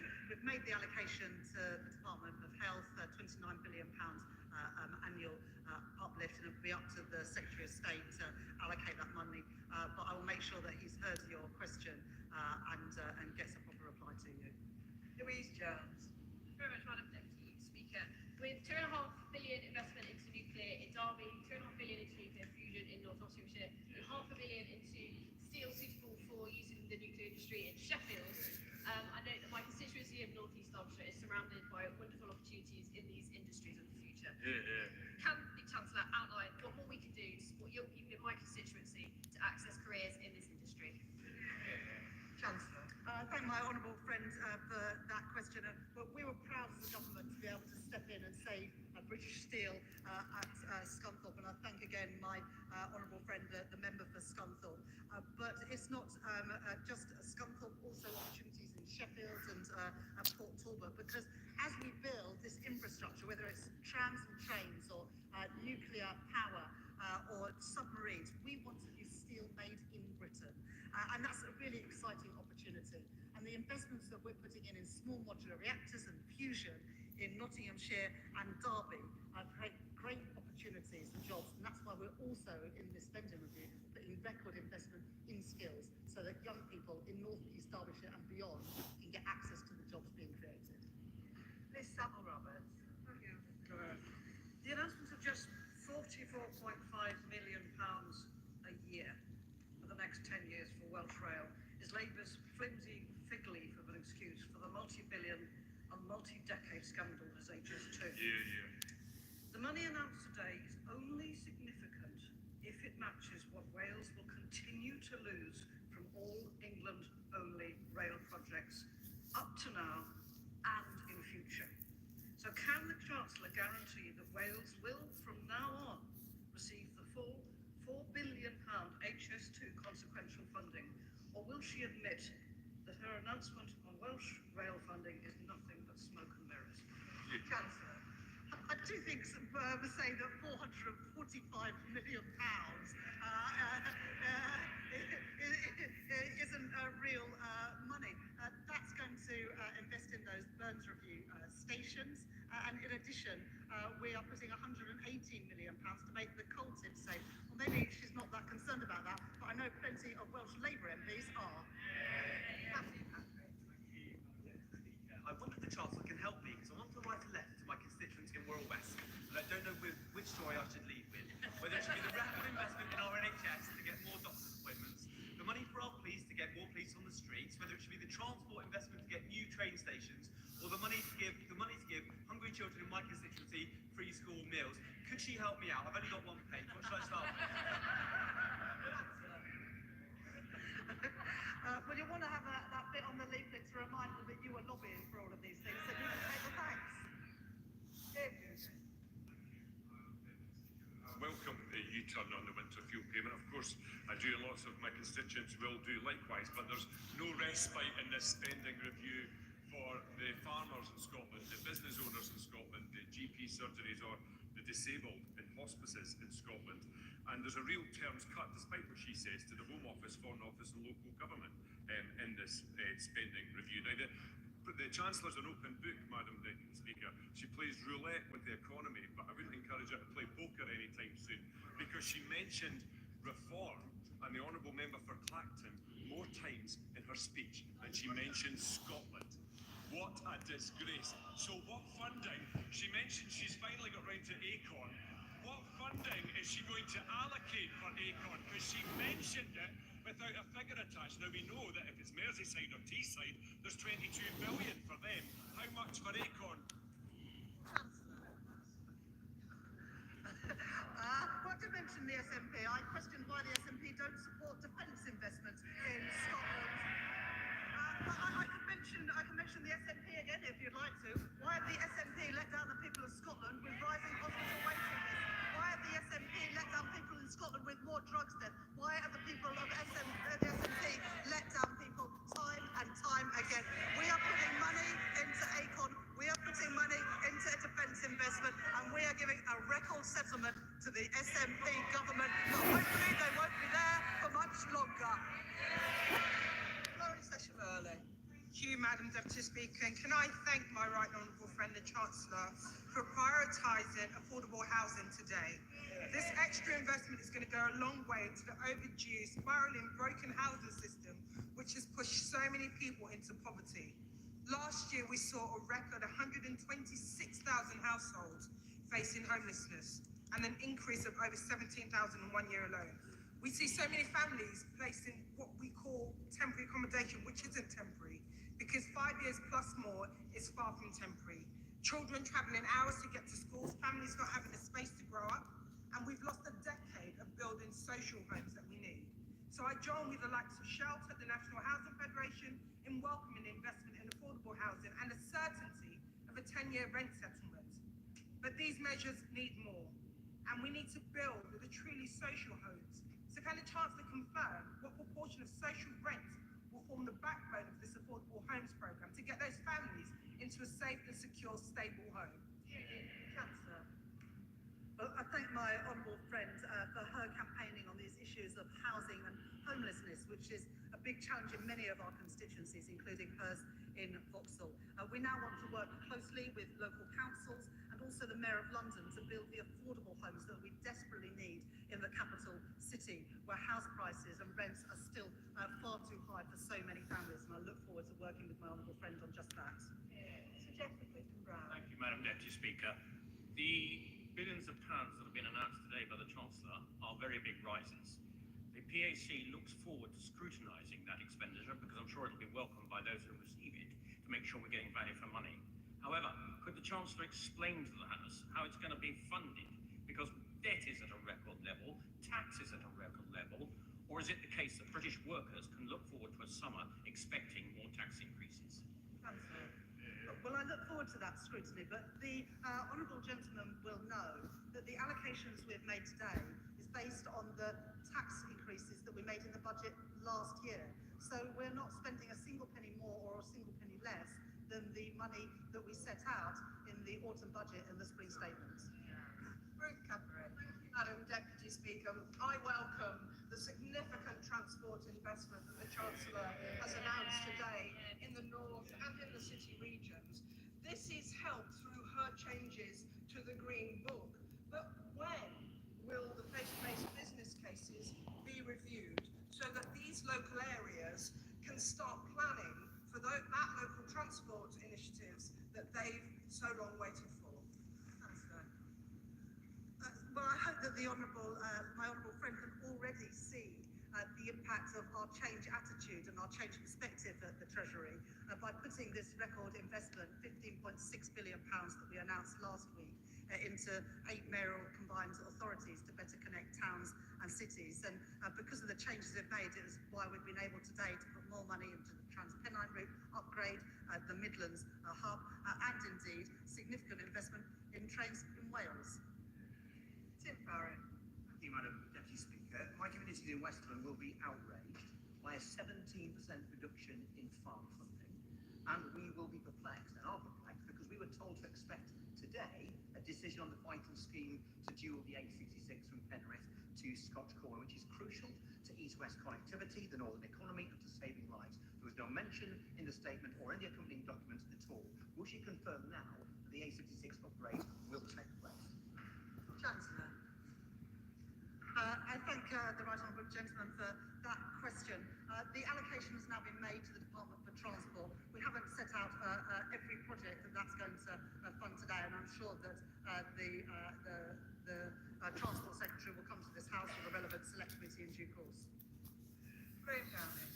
Thank you very much, Madam Deputy Speaker. Can I thank the Chancellor of the Exchequer, in particular putting her faith in young people for the future with investments in AI, nuclear and defence, opportunities which young people in Scotland deserve, alongside £1.2 billion for training and apprenticeships. Meanwhile, in my own constituency, Fife College has recently warned of course cuts and campus closures thanks to the mismanagement of the Scottish budget by the SNP. Does she agree with me that the best way to get the opportunities that young people deserve in defence, nuclear and other industries is with a Scottish Labour government and Anas Sarwar as First Minister?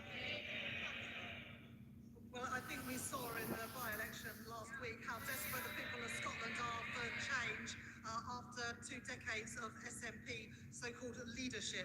We are putting investments in training and apprenticeships in this spending review, and I very much hope the SNP will match that in Scotland. Richard Tice. Thank you, Madam Deputy Speaker. Well, the Chancellor inherited supposedly a black hole, and she's dug a crater into which public confidence is plunging. Business confidence is plunging. And the truth is, 250,000 jobs are disappearing since the blunder budget. And despite all the noise we hear from the benches opposite, the reality is that government spending is completely out of control. Inflation is up, unemployment is up, government borrowing is up, and the cost of government borrowing is up. And the only thing that's going down are jobs and GDP. But I have some good news for the Chancellor. In the 10 councils that we control, Madam Deputy Speaker, that we control, we're already identifying savings of hundreds of millions of pounds. She may want to learn some lessons. That, Madam Deputy Speaker, is why reform is leading in the polls. Chancellor. Well, I noted recently on a podcast that the honourable member said that he wanted to cut government spending by £300 billion. Well, that would mean getting rid of the whole of the NHS and the whole of the defence budget. We have increased spending by £300 billion to invest in our schools, our hospitals, our transport and our defence. I know that the party on those benches is soft on defence, soft on workers' rights, and want to privatise our NHS. I don't think that is the priorities of the British people. Thank you, Madam Deputy Speaker. I'm going to say reforms economic policies appear to have been cooked up after a heavy night at those bars in The Simpsons. 18 years of the SNP have failed to invest in Glasgow's transport infrastructure. We have no airport rail link, no Parkhead station, we don't even have lifts at Bridgeton Station. And I contrast this, Madam Deputy Speaker, with the Right Honourable friend, the Chancellor of the Exchequer's firm commitment to transport. Does my Right Honourable friend agree with me that 50 billion extra from the Scottish Government to sort out the SNP's NHS waiting lists, record investment in the defence industry and Mackay to defend our nation, which the SNP object to, investment in clean energy critical for jobs in Glasgow, and continued support for the Glasgow and Clyde Valley City deal demonstrates that Scotland runs through the heart of this Labour government, and it's time we turfed out the SNP. In the spending review today, we've set out investment in defence to support jobs in Scotland, investment in Acorn to support jobs in Scotland, investment in nuclear, which will benefit the people of Scotland with lower bills, and a record settlement for the Scottish Government. It's up to them now to use that money wisely. I wouldn't hold out much hope under the SNP. Thank you very much, Madam Deputy Speaker. Now, I know the Chancellor considers herself to be a world-leading economist, so can she tell me how it is that everyone in the country knew that by hiking taxes on employers' national insurance contribution, making it more expensive to employ people, would destroy jobs, destroy businesses, and destroy the economy? But the only people who didn't know that was her and her socialist boss. Chancellor, I'm sorry to disappoint the Right Honourable Lady, but there are 500,000 more jobs in Britain since the last general election, and business confidence is going up. Stephen Stander. Thank you, Madam Deputy Speaker. My constituency of Loughborough, Shepshed and the Villages is in the East Midlands, a region that has been overlooked for too long. That ends today. Firstly, we're taking to the Green Book, which we all welcome. More money outside of London. I hope my colleagues don't mind too much. And secondly, over £100 billion of investment. So can the Chancellor please set out how today's investment will get bills down and wages rising in my constituency of Loughborough, Shepshed and the Villages? Chancellor. I thank my honourable friend for welcoming the changes to the Green Book, which will better enable the government to invest and will stop the situation where the Treasury used to wield the Green Book against local communities and the investments that they wanted to make. And this was a good spending review for the East Midlands, as my honourable friend mentioned, with investment in nuclear fusion and also in small modular reactors. And many businesses in those supply chains right across the East Midlands will benefit from that significant investment and the jobs it brings too. Bobby D.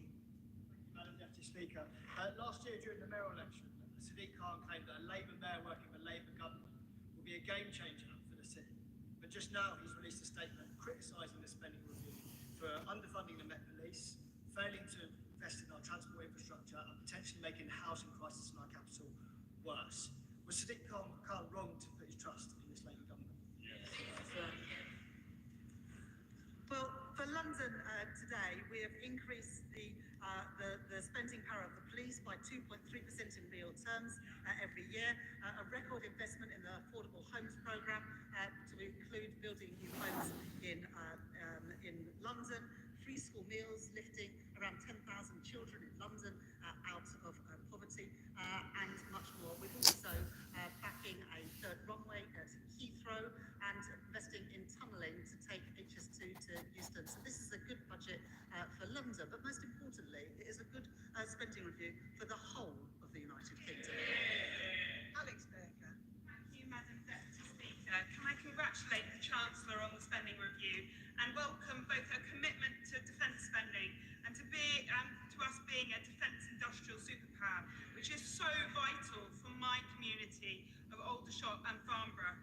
This week, my honourable friend for York Outer and I published our report on rewiring British defence finance to support her work to fire up our defence industrial base. As part of this, will the Chancellor support my campaign for a UK-led multilateral defence, security and resilience bank to finance our national resilience, support our allies and keep our country safe? I thank my honourable friend for that question, and I also would like to thank her for the work that her and the member for York Outer, my honourable friend for York Outer, have done in making the moral case for financial services firms investing in defence, because it is what keeps our country safe. And as we uplift our defence spending, we do want to get value for money for that. That's why we were pleased in the deal that we did with the EU that we have also secured a defence industrial partnership with the EU. Adrian Ramsey. Deputy Speaker, across the country people are seeing their health services severely overstretched. School head teachers are faced with having to make cuts, and of course the most vulnerable people in society are now facing cuts to disability benefits. The BBC has produced analysis on the Chancellor's statement today, saying that her figures will show a sharp decline in budgets for public services after 2026.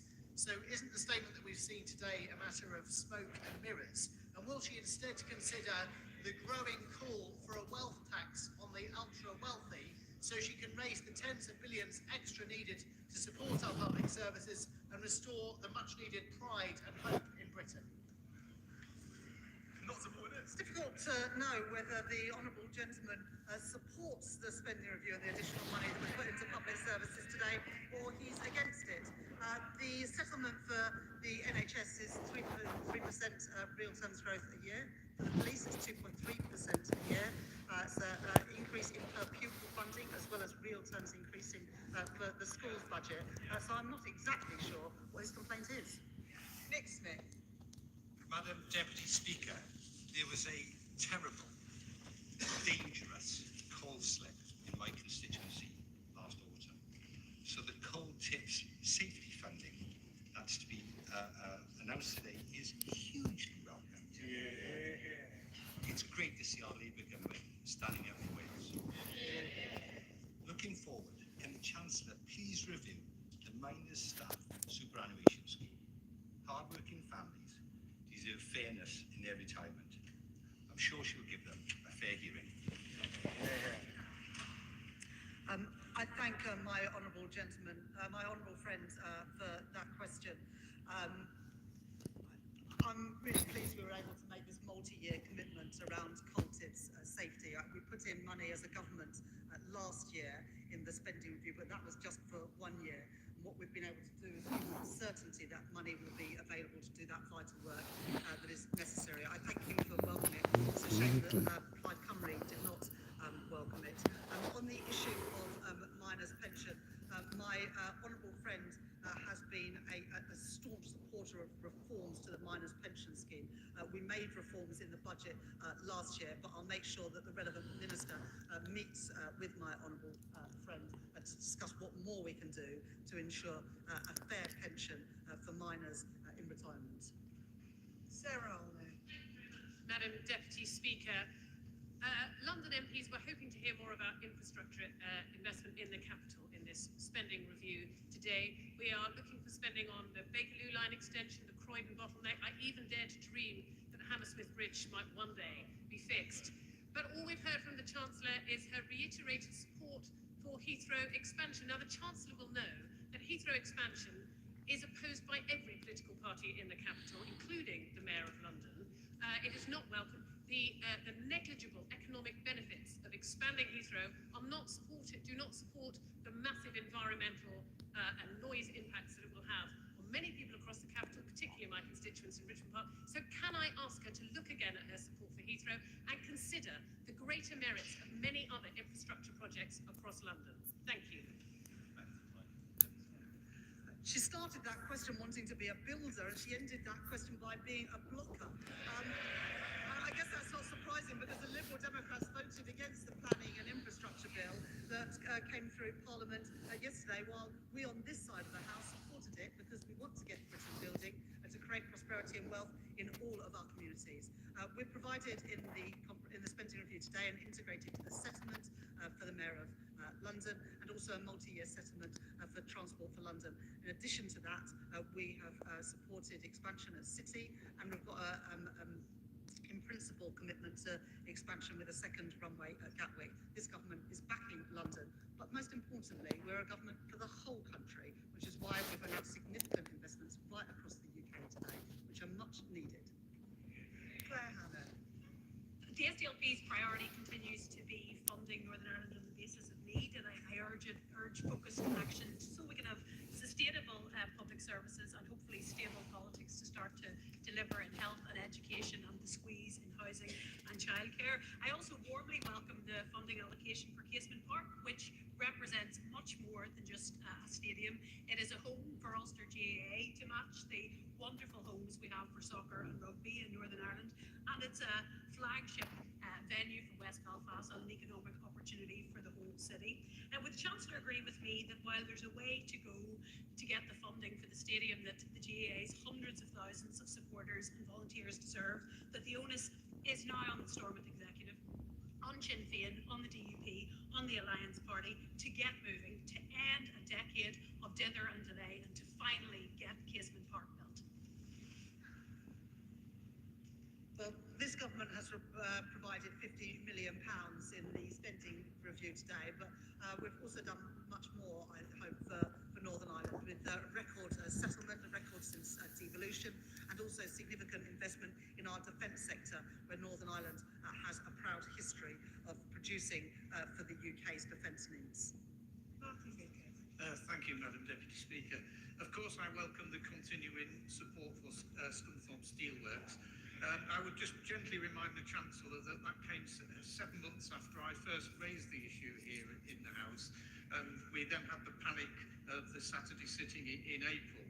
But moving on from that, she mentioned the support for the Viking CCS project, which again is something I've been lobbying for a long time. Could she give a little more detail in terms of the time frame for that? I thank the honourable gentleman for welcoming what we did with British Steel at Scunthorpe. I know that he's been a strong voice advocating for British Steel in Scunthorpe, unlike some of our late arrivals in another party. On Viking and carbon capture and storage, really placed alongside the Acorn investment in Aberdeenshire to be able to announce that today. The Energy Secretary will set out in due course the timing and the money available, but after what we did with Merseyside and Teesside at the end of last year, investing in carbon capture and storage, we're now in a position to put investment into that second tranche at Aberdeen and also in the Humber. Yasmin Qureshi. Thank you, Madam Deputy Speaker. I want to thank the Chancellor for all the spending commitments that she's made, whether it's education, whether it's health, or transport. But I want to particularly refer to the £39 billion that she's committing to housing. In my constituency of Bolton South and Walkden, thousands of families are still waiting for a social home, with Bolton housing waiting list about 20,000. Can I ask the Chancellor what some of the money funding is directed towards building more social housing in areas like mine, so that we can meet the need of our constituents? My honourable friend speaks powerfully about the desperate need for more social and affordable homes in all of our communities, including in Bolton. And this multi-year commitment with £39 billion of investment will help to build the social and affordable homes that our country desperately needs. And the Department for the MHCLG will now work with local authorities to bring forward those plans and get Britain building those homes that we need. Thank you, Madam Deputy Speaker. What's in some ways most interesting about the spending review is what's not mentioned. No mention of the Road Thames scheme, no mention of our rivers, no mention of the Animal Plant and Health Agency in Newport, no mention of improvements to rail despite nationalisation of South Western Railway, almost in fact no mention of the South East at all, despite us saying that this is a spending review for the whole UK. But they do effectively confirm a third runway, despite no local engagement. Can I invite Chancellor to come to Runnymede and Weybridge to meet people and see if their priorities are indeed hers, as she claims.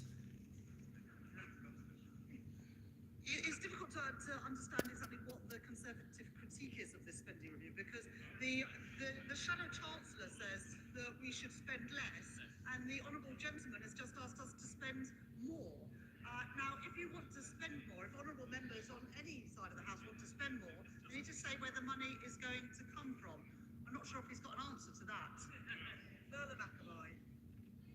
Mr. Speaker, I welcome the Chancellor's statement and her steely determination to make sure that everyone in Darlington is better off. I particularly welcome the capital infrastructure projects that are not only essential for sovereign security but also for regional growth. Does she agree with me that these projects will be transformational for engineering and fabricating SMEs in my constituency, many of whom were set up and staffed by incredibly high-skilled people who found themselves out of a job when the last government turned its back on British foundation industries? I thank my honourable friend for that question. Look, she's absolutely right that what this spending review does through its investment in infrastructure is create jobs in our supply chains for small businesses in communities right across our country. And that investment in some of our foundational industries like steel offers real opportunities for good jobs, paying decent wages, good unionised jobs. And I'm really proud to be able to set out that investment and the jobs that young people in Darlington and around the country will be able to access because of the choices we've made today. Chris Coughlin. As the Chancellor knows, our economy will only escape its difficult place if we raise economic productivity. And on the Treasury Select Committee, I introduced the Chancellor to London Business School's Paolo Sirocco's research on how using public R&D, especially defence spending, could help to do this. In the spring statement, the government used Professor Sirocco's research to upgrade long-term GDP forecasts by 11 billion a year. That's how you pay for it. So I strongly welcome the government's commitment to investing in public R&D in the spending review. But how will the Chancellor follow through to ensure that the R&D will be used to crowd in and stimulate public investment, especially from the more innovative, high-tech startups and venture capital firms, which is necessary to realise the potential of Professor Sirocco's research? I thank the honourable gentleman for that question. For every pound of government investment in R&D, it crowds in £2 of private investment and returns £7 of benefit to the wider economy. That's why we put £86 billion of investment into R&D over the course of this spending review. Imran Hussain. Thank you, Madam Deputy Speaker, and I'm sure people in your constituency, Madam Deputy Speaker, my constituency, my honourable friend, the Shipley's constituency, and indeed in the Chancellor's own constituency will welcome greatly the 2.1 billion in a new tram and in particular a new bus station in Bradford, as well as the billions for social and affordable housing that is much needed. But the Chancellor will know in my constituency over half of all children are still growing up in poverty, which is true of constituencies of many honourable members. Child poverty is not a statistic, it's a national disgrace. And it's as a direct result of 14 years of ideological austerity by those opposite. Today's statement is a step in the right direction, in particular with the announcement of 500,000 more children eligible for free school meals. But frankly, it doesn't go far enough. So will the Chancellor tell me what further measures this government will announce to alleviate and finish child poverty, including scrapping the two-child limit, which continues to put thousands of children into poverty? I thank my honourable friend for that question, and I appreciate him welcoming the £2.1 billion for West Yorkshire Combined Authority, which will help pay for mass transit to connect Leeds and Bradford, but also Kirklees and Calderdale. In the statement today, we were able to provide money for free school meals for 500,000 children, lifting 100,000 out of poverty, as well as continuing to roll out breakfast clubs and the Warm Homes programme which will help insulate and bring down the bills for millions of families.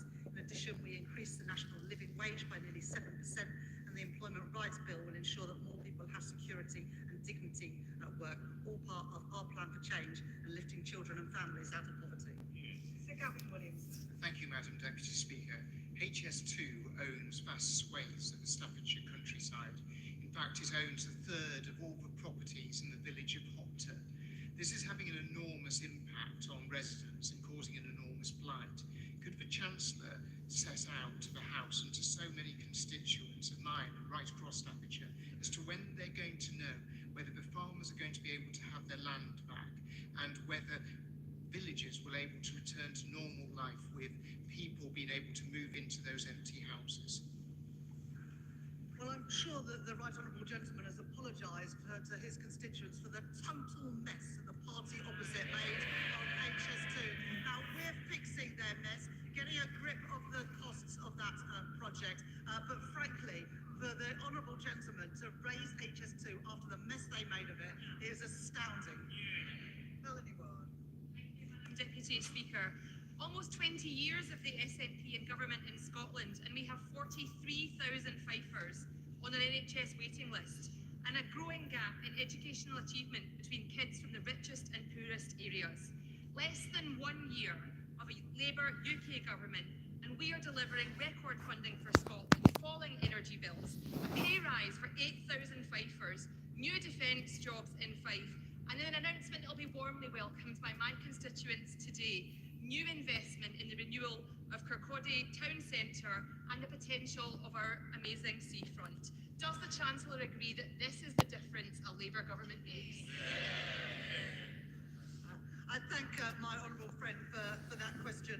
And the work that we are doing as a Labour government will reduce inequality. We're giving a pay rise to millions of workers, defence jobs paying a decent wage, GB Energy headquartered in Scotland. And today I've been able to announce additional investment in the seafront in her constituency for the economic benefits that that will bring. Robin Swan. Thank you very much, Madam Deputy Speaker. An NHS fit for the future. So can I congratulate the Chancellor and the Health Secretary in that investment in the health service in England. But in that real term spend and the money allocated to Northern Ireland, would the Chancellor encourage the Northern Ireland Executive at a minimum to see that same investment in the health service in Northern Ireland? Because Northern Ireland Executive has been working with single-year budgets since 2016, and would the Chancellor agree with that with this SR, it allows them to set a multi-year recurrent budget that allows the transformation of health services and other public services in Northern Ireland?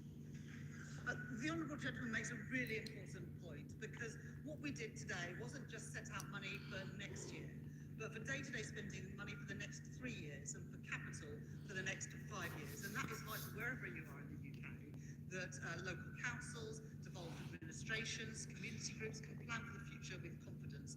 And that's what we've done with this spending review. And so I would urge devolved administrations to do similar and make those multi-year settlements to give certainty for the future. Rachel Maskell.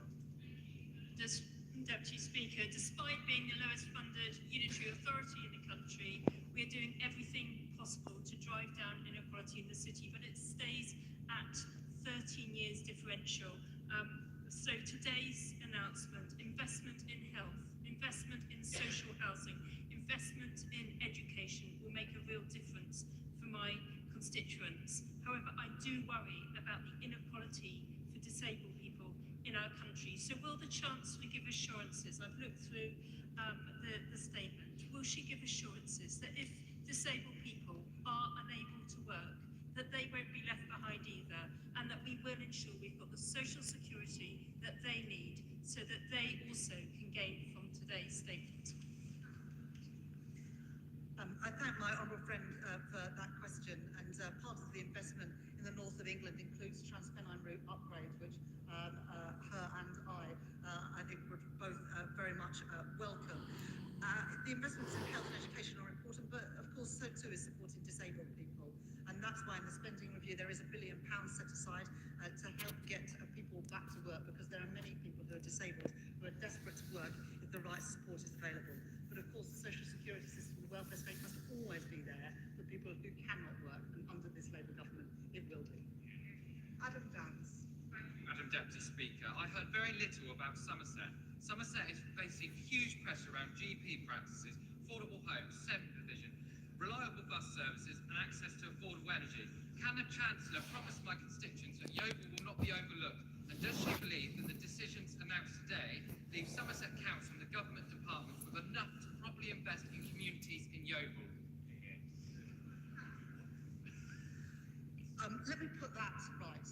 The people of Somerset will benefit from a 3% uplift in NHS spending. The people of Somerset will benefit from free school meals if they are their children and if they are on universal credit. The people of Somerset will benefit from stronger defences and stronger borders through the investment that we have put in. This is a spending review for the whole country, including people in Yeovil in Somerset.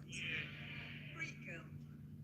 Madam Deputy Speaker, and the Chancellor visited Birmingham last week, and she knows that the West Midlands region has the talent and the ideas to thrive.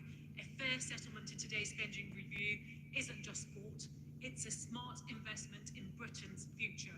Over 26,000 people are on the housing register in Birmingham. So can I thank the Chancellor for doubling investment in the Affordable Homes Programme and the Midlands Rail Hub announcement that I've been campaigning for? And does she agree with me that this will be transformational to deliver a decade of renewal and growth that works for everyone? I thank my honourable friend for that question. And we will build more housing. That's what the investment in the Affordable Homes Grant will achieve. But also goes alongside transport investment, significant transport investment in the West Midlands and in Birmingham.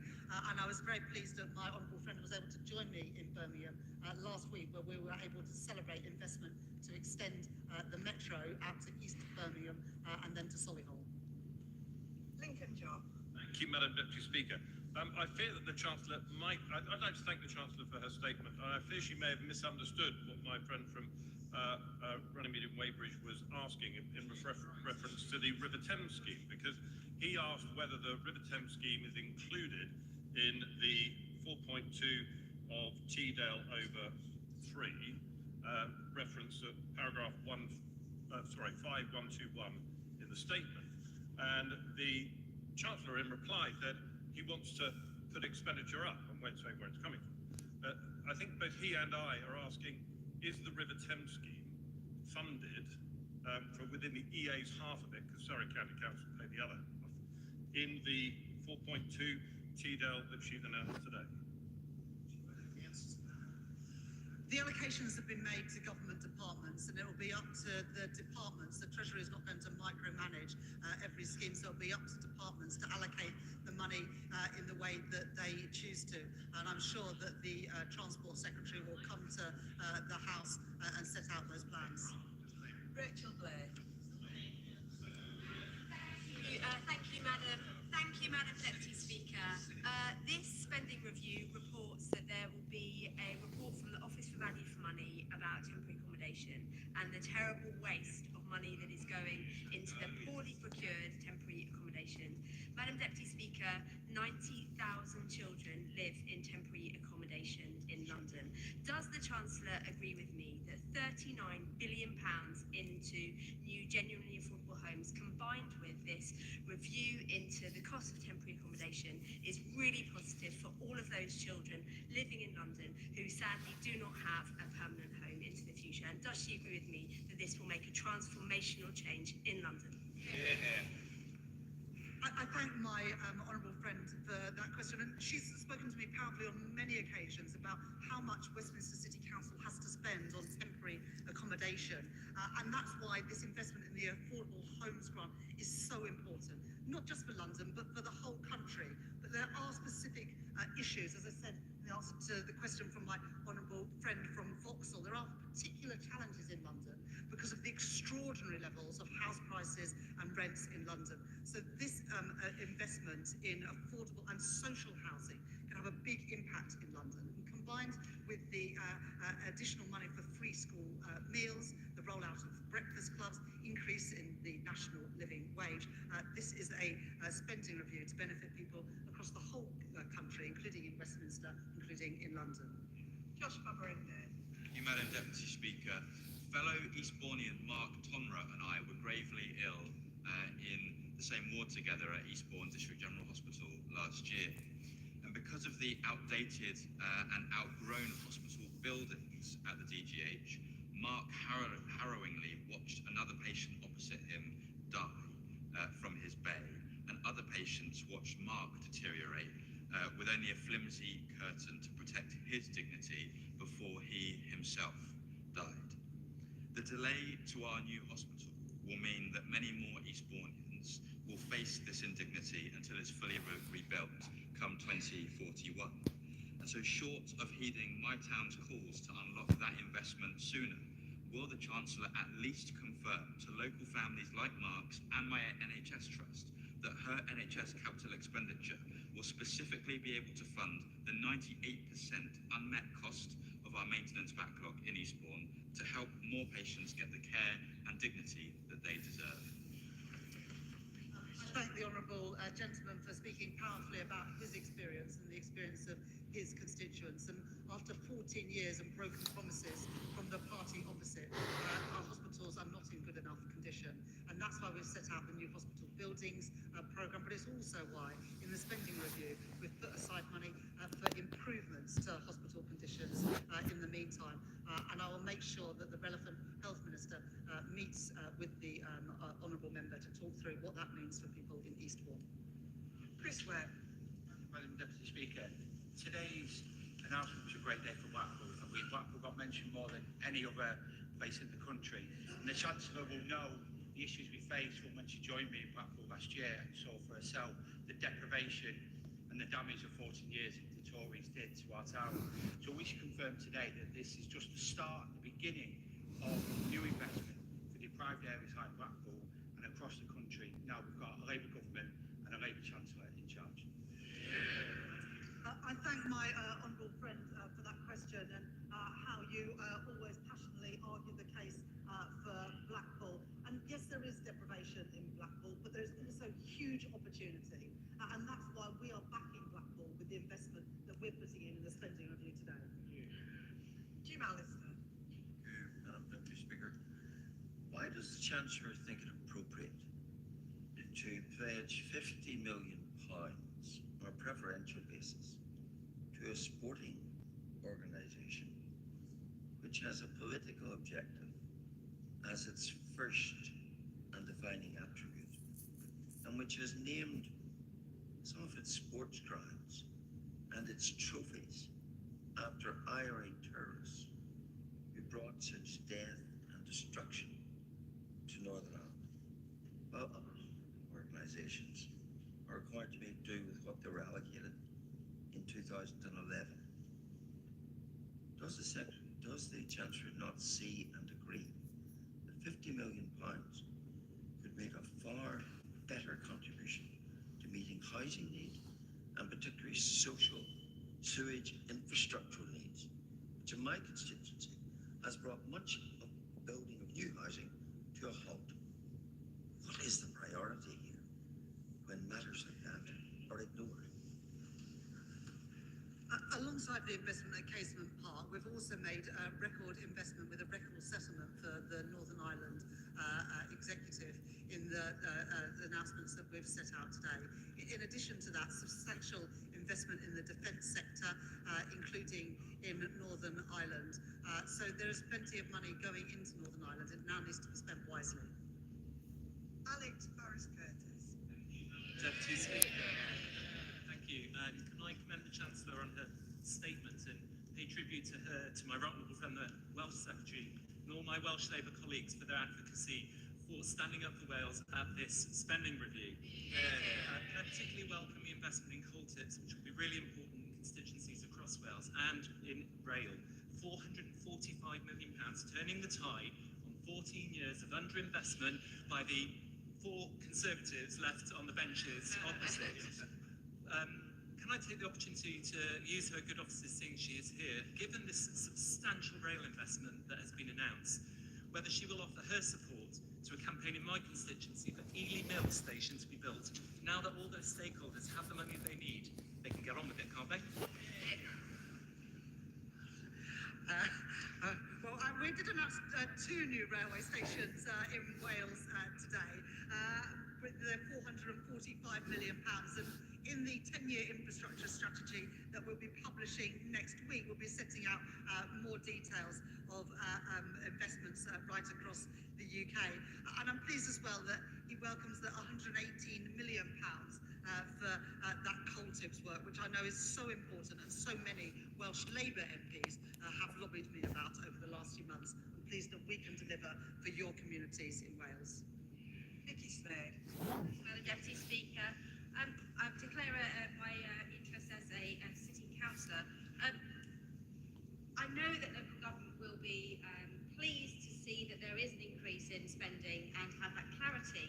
But one area alongside social care, which will sink councils, is an area we have no clarity on, and that is the statutory override on special educational needs, which was promised time and time again, and we were hanging our hats on having it today.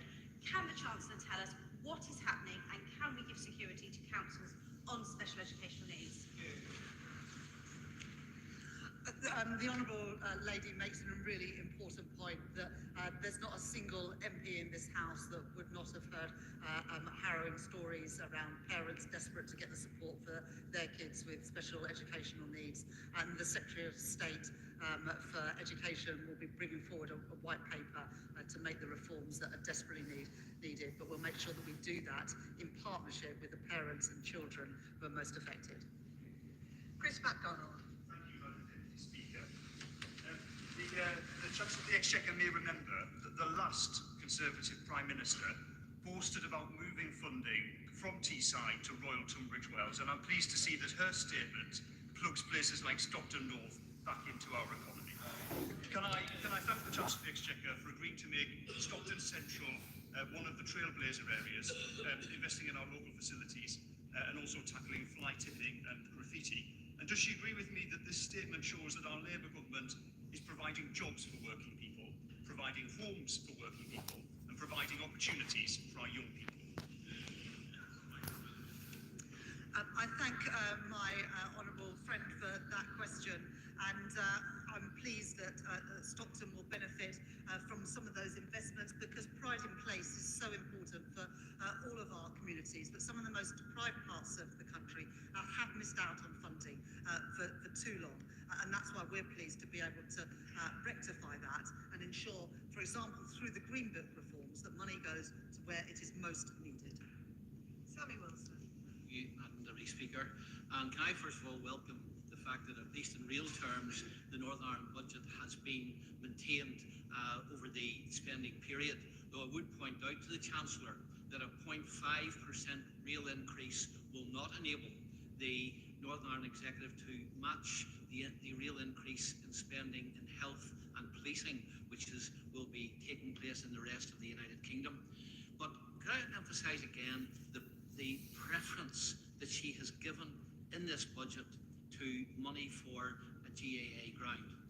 In blundering into this issue, she has given to the Executive a massive financial headache, because she requires the £50 million to be matched by funding elsewhere, requiring the Executive to find about £200 million to make up the deficit, raising expectations, and I believe creating tension within the Executive as a result of this decision. And I think that it was wrong for her to try and interfere in the minutiae of spending of the Executive in this way.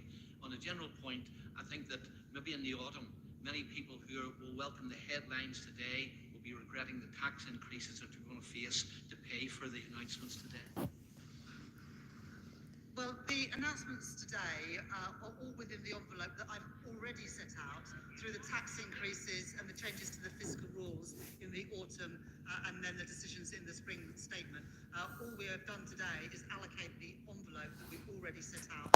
As I said at the time, public services would now need to live within the means that we set at that budget. This does not spend a single penny more or a single penny less than the money that was already allocated. And on the specific issue that he's raised, I'm very happy to pass on what he said to the Northern Ireland Secretary, and to ensure that there's a meeting between the relevant minister and the relevant members of Parliament. Andy McNair. Thank you, Madam Deputy Speaker. I wholeheartedly welcome this statement. It's a true Labour package that backs Britain, reverses years of decline of either party's opposite. They seem to have given up on Britain. I also particularly welcome. Well, yes. Decliners on the red benches. But I also particularly welcome the results of the Green Book review. This will get investment into the places that need it most. And in this regard, will the Chancellor agree with me that whilst it is big projects and city schemes will get the headlines, it's absolutely vital that the full benefits of renewal are felt in small towns, like those that make up my constituency of Rossendale and Darwin, and at these previously left behind places must be at the forefront of our thinking as we develop local transport and infrastructure delivery plans. I thank my honourable friend for his question.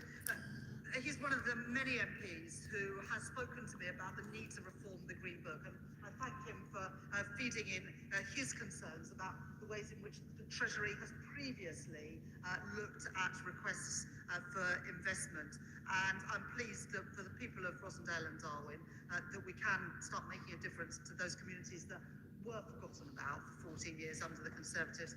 I was also very pleased to be in his constituency at the end of last year to open the 100th banking hub on a local high street in his community.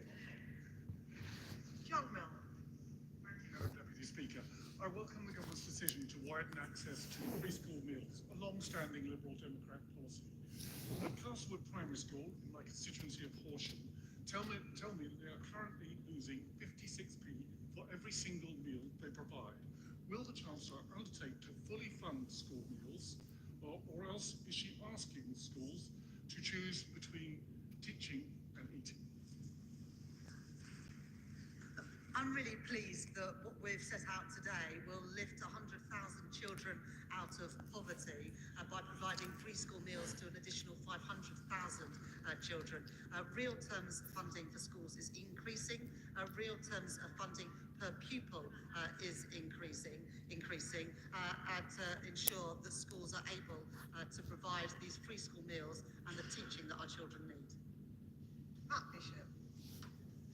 Thank you, Madam Deputy Speaker. Can I thank the Chancellor for the announcement today of the extra funding for crumbling schools. As we know, schools across the country have been left to fail under the last 14 years of the previous government. Can I ask the Chancellor how establishments such as Forest High School in my constituency, that is literally crumbling day by day and at serious risk of closure, can access those vital funds needed to remain that we can provide the service required from students in the Forest of Dean? Well, I thank my honourable friend for raising those concerns about schools in the Forest of Dean and that school in particular.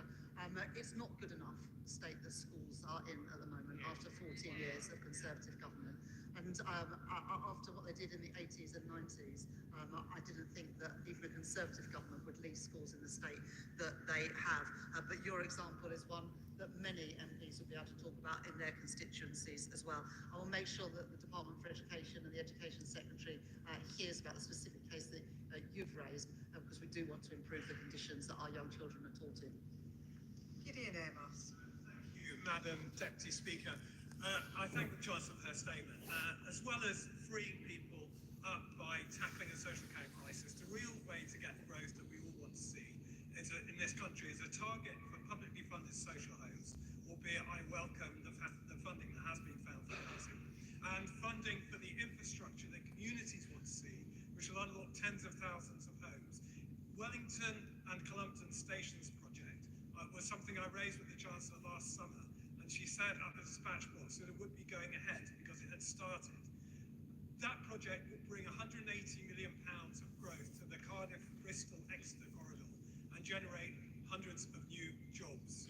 Are my constituents right, and a genuine question to the Chancellor, are my constituents right to be dismayed that there is no mention of any Southwest projects in the statement today?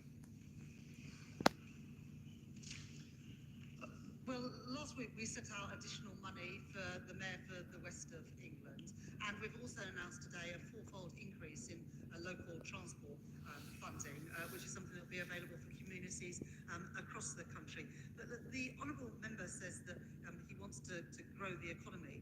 It's very disappointing then that the Liberal Democrats voted against the planning and infrastructure bill yesterday, which will do exactly that. Thank you, Madam Deputy Speaker.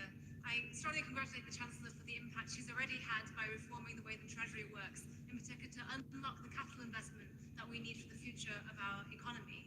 I also commend her for her commitment to our future generations through her funding for schools and extension of free school meals. Will the Chancellor continue to work with the Treasury to change the way that it appraises the benefits of human capital investment to ensure that there is sufficient funding, particularly for early intervention into SEND, particularly for local authorities like mine in Reading and Woking? I thank my honourable friend for welcoming the reform we brought in at the Treasury, the reform to the fiscal rules to unlock money for investment, the reform with financial transactions to enable more money to be spent through public finance institutions, and particularly the reform of the Green Book. My honourable friend is absolutely right to mention the importance of human capital, and that's why in the spending review today we've announced a significant investment in skills and also in ensuring that children are ready for schools through investment in the early years. Will Foster. Thank you, Madam Deputy Speaker. As the MP for Woking, I represent the most bankrupt and indebted local authority in the country. Therefore, I was very disappointed that it appeared the Chancellor didn't mention councils or local government once in a statement. I am more disappointed in the detail of the statement that the government is only investing an extra 1.1% in local government next year and the year after. What does the Chancellor say to councils across the country and to my constituents of Woking to justify that lack of investment? Yeah. Well, that's real terms increases in spending every year that this Labour government are giving to local authorities, and that compares to the Conservative Liberal Democrat administration from 2010 to 2015 that cut real spending by 2.9% every year. So I'm much happier to stand on my record as Chancellor than what the Liberal Democrats did when they had a chance of being in government. Anna Dixon. I'd like to thank the Chancellor for listening to the priorities of people in my constituency of Shipley and across the country and investing in our schools. It was great to see examples of the free breakfast clubs in action at Belden Glen and Beckfoot Creasthorpe recently. And I'm delighted to hear today that the Labour government will be putting some 2.3 billion to fix our crumbling schools. I visited Eldwick Primary School where pupils were being taught in a temporary building with half their school out of action due to RAC. So can the Chancellor reassure those pupils in Eldwick that they can finally get back to their classrooms? I'd like to thank my honourable friend for the passion with which he speaks about schools, which is something I very much share. That's why we are rolling out breakfast clubs at primary schools. It's why we are introducing free school meals for all children whose carers are on universal credit. It's why we're putting real terms funding in to our schools and also in per pupil funding. And it's why we are addressing the terrible situation of children being taught in temporary classrooms and crumbling schools. And I'll make sure that the Department for Education hears about the experience in Shipley to hopefully ensure that that school is on the list. Deirdre Costigan. Thank you, Madam Deputy Speaker. A woman came to my surgery in Ealing Southall last Friday, where she showed me photos of the one bedroom she shares with her 4 children. 5 of them sharing beds, living with black mould on the walls, and all the kids having been hospitalised with no doubt related bronchial infections. It's temporary accommodation, but she's been there 10 years, and it's not unusual. Does the Chancellor agree that today's record £39 billion investment in social and affordable homes marks an end to Conservative austerity, an end to their failure to build, and that it will finally give hope to families stuck in damp, overcrowded flats in London and across the country? It's stories like that which my honourable friend has just told, which is exactly why the Deputy Prime Minister and myself have prioritised investment into affordable homes, because nobody should have to live in those sorts of conditions in the 21st century. And with the reforms that we're making and the money that we're putting in, they won't have to for much longer. Adam Thompson. Madam Deputy Speaker, and can I thank the Chancellor very much for her statement today. I particularly welcome all of the choices that she made, but especially the investments in Derby and the wider East Midlands, which are going to be an enormous boon to my my constituents in Erewash. I also warmly welcome her commitment to end the use of asylum hotels in this Parliament. The Tory party let the asylum system get completely out of control. Does the Chancellor agree with me that investment now will result in savings of billions as the system gets fixed? I thank my honourable friend for that intervention. The investment that we're putting into Derby and also into Nottinghamshire is significant. Small modular reactors, investment in defence, investment in fusion as well, creating good jobs, paying decent wages right across the East Midlands. And on the issue of asylum hotels, I don't think that taxpayers' money should be used for this purpose. And that's why we are reducing the cost of asylum accommodation, I think by around £1 billion during the course of this Parliament, and ending the use of asylum hotels. Andrew Louis. Deputy Speaker, it is a source of pride to see a Labour Chancellor announce such a transformative programme for social housing. And my hope is that the boost to the Affordable Homes programme can also be used to help unlock stalled projects, like in my constituency in Welwyn Garden City, where's the Metropolitan Thames Valley development right adjacent to the station that needs to get motoring. So I want to thank the Chancellor for her investment today and ask if she agrees with me that our message to councils and housing associations is that we back you and now it's time for you to build. The changes we've made to the planning system, the changes we are making through the planning and infrastructure bill gives the opportunity to build. And what we've done now is back that with money through the Affordable Homes Grant to ensure that we included in that is a good proportion of social and affordable housing for all the reasons that honourable members have mentioned, and particularly around this issue around housing around stations. There's huge potential there. The infrastructure is there. We want to have the housing there too. Dr. Lawrence Sullivan. Deputy Speaker, can I thank the Chancellor for the spending review? And after being a local councillor for nearly a decade, local austerity is over, so thank you. In Gravesham, Labour-led council, we have given thousands of permissions for stored brownfield sites. Many of these are needed for the homes that we need in Gravesham.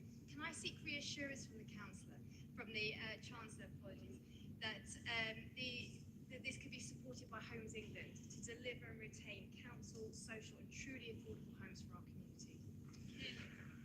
I thank my honourable friend for that question. I know that there's a great need for affordable homes in Gravesham, and what we've set out in the spending review today, as well as the planning reforms that we've brought in and continue to bring in, opposed by, I think, all of the parties opposite, we can get those homes built for local families in Gravesham.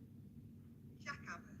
Thank you very much, Madam Deputy Speaker. Can I also welcome a huge raft of announcements today, not least the announcement that we're going to be expanding free school meals, which will benefit 6,500 children in Ipswich. But I also want to celebrate the enormous multi-billion-pound green light for Sizewell C. We all know its national importance, from energy security to powering 6 million homes, but I can't overstate the difference this will make, particularly to young people in Ipswich and Suffolk, which now have the promise of a skilled, secure, well-paid job. So can I thank the Chancellor from the bottom of my heart for the investment in my town and my county, and can she expand about how else the new age of nuclear will benefit our whole country? Thank my honourable friend for that question. And the Prime Minister was in Ipswich with my honourable friend yesterday, I think at a local college, and the Prime Minister came back from that visit even more determined to crack on and build this the nuclear power station in Suffolk at Sizewell, because of the impact it will have, not just on bringing down bills, but bringing good jobs to Britain, bringing good jobs through the supply chain, and ensuring that young people can have their hope and their future back, knowing that they're going to be good jobs in the places that they live, and where they can make a career for themselves and bring prosperity to their families and their communities. Daniel Francis. I know my constituents across Bexley and Crayford will welcome the investment the Chancellor's announced today for new affordable housing. The government's set ambitious targets for 1.5 million homes, including 88,000 homes across London. To reach these targets, alongside investment in affordable homes, we'll need investment in new transport structure, projects like the DLR extension to Thamesmead, which is forecasted to unlock up to 40,000 new homes in brownfield sites across two of the most deprived boroughs in London. To So can the Chancellor reaffirm the government's support for this important project and commit to providing funding for it? I thank my honourable friend for that question, and Bexley Heath and Crayford is a part of the country that he knows that I know well, and there is huge potential in Bexley Heath and Crayford for more homes and more investment. We've set the budget now for the Department for Transport. We're going to be setting out the 10-year infrastructure plan next week to unlock more investment, both public and private, in housing and in transport. Yeah, Barnes. Madam Deputy Speaker, one of the first pieces of casework I picked up was of a young woman pushing her 2 children through central Wednesbury. We moved to the side and she told me she was in temporary accommodation, and then she showed me the insect bites up her arm. In my council's area, there are 21,000 people on the housing waiting list, nearly 550 families in temporary accommodation, all for substandard B&Bs, multiple buses to get their kids to school. So can my right honourable friend confirm that our share of the £39 billion for council and social housing is coming to Tipton and Wednesbury and Coseley, to the Black Country, to the West Midlands, to build the homes for local families that we need? It absolutely is. Lawrence Turner. Thank you, Madam Deputy Speaker. I was delighted to hear the official commitment today in backing the Midlands Rail Hub, and I'd like to thank the Chancellor and the Transport Secretary for listening to the at times persistent representations in support of this essential project. We inherited a set of engineering plans with no money behind them. Now there's a chance to turn them into something real, and this is good news for Birmingham, it's good news for the economy of the West Midlands. At the centre of those works is Kings Norton Station in my constituency. We need the works there to unblock the cross-city line, and on a matter of literary heritage, Kings Norton is also the birthplace of Thomas the Tank Engine. The Reverend Audrey lived a few yards down the road. Wouldn't it be a great tribute if space could go on the ground for the 80th anniversary next year? So will the Chancellor and her officials work with local representatives so we can understand which of those individual projects are going to be started first, and we can finally restore Kings Norton Station to its former glory?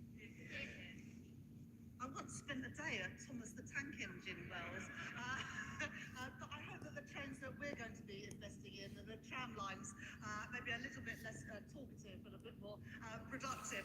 The reason I mentioned my honourable friend in my speech today is because he has persistently lobbied for the Midlands rail hub, and we're very pleased as the government to be able to make that commitment today that will benefit his constituents and many others as well. Kevin Bonavere. Madam Deputy Speaker, today's spending review is a great big boost for the defence and life science sectors in this country.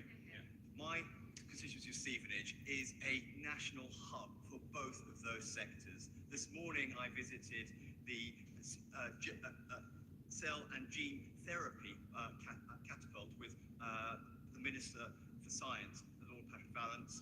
Last week, my right honourable friend, the Secretary of State for Defence, visited MBDA to see the Storm Shadow missiles being fitted out for Ukraine. Today's extra investment will be a great big welcome in my town, Stevenage. Young people want these new jobs. When can they expect to see the benefits of that new investment? There's huge opportunities in Stevenage, both in life sciences and in the defence sector, to take advantage of the investment that we're putting in, whether that's in R&D or lifting defence spending to 2.6% of GDP in the next 2 years. And I know that businesses working with their tireless local MP will make sure that that investment gets to Stevenage. Sam Rushford.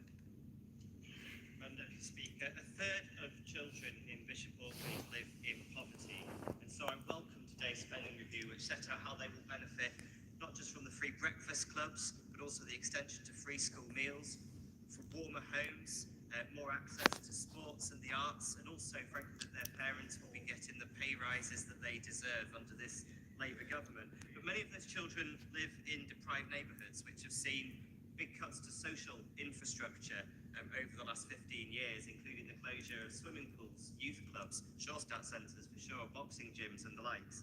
So I noted with interest on page 36 a reference to 350 deprived communities across the UK being invested in by this government. And I wonder if the Chancellor could say more about that, because there are no figures actually in here. And if she can't give a full answer today, if I could engage with her office on this. This will be a scheme operated from MHCLG.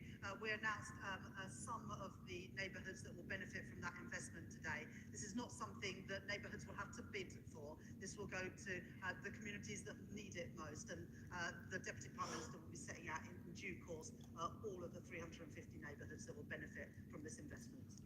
Joe Powell. Madam Deputy Speaker, under the Conservatives, London's housing crisis escalated to dangerous levels, with one child in every classroom in temporary accommodation. So I warmly welcome the 39 billion for the Affordable Homes Programme, but also the 10-year rent deal and the new low-interest loans, but also something I've been pushing for, and I can see the Minister for Building Safety has entered the chamber, which is equal access to the Building Safety Fund for housing associations, so that money can go towards improving conditions of homes and not to remediation. Can the Chancellor outline how this package will tackle London's housing crisis, including in my constituency, one of the most unequal parts, not only of London, but of the country? I thank my honourable friend for that question, and it's good to see the Minister in his place to hear it too. It's really important that as we invest in the social and affordable housing our capital city, but our whole country needs, that we're investing in the right places, but also it has the potential not just to provide the homes that people need, but also reduce that pressure on local authority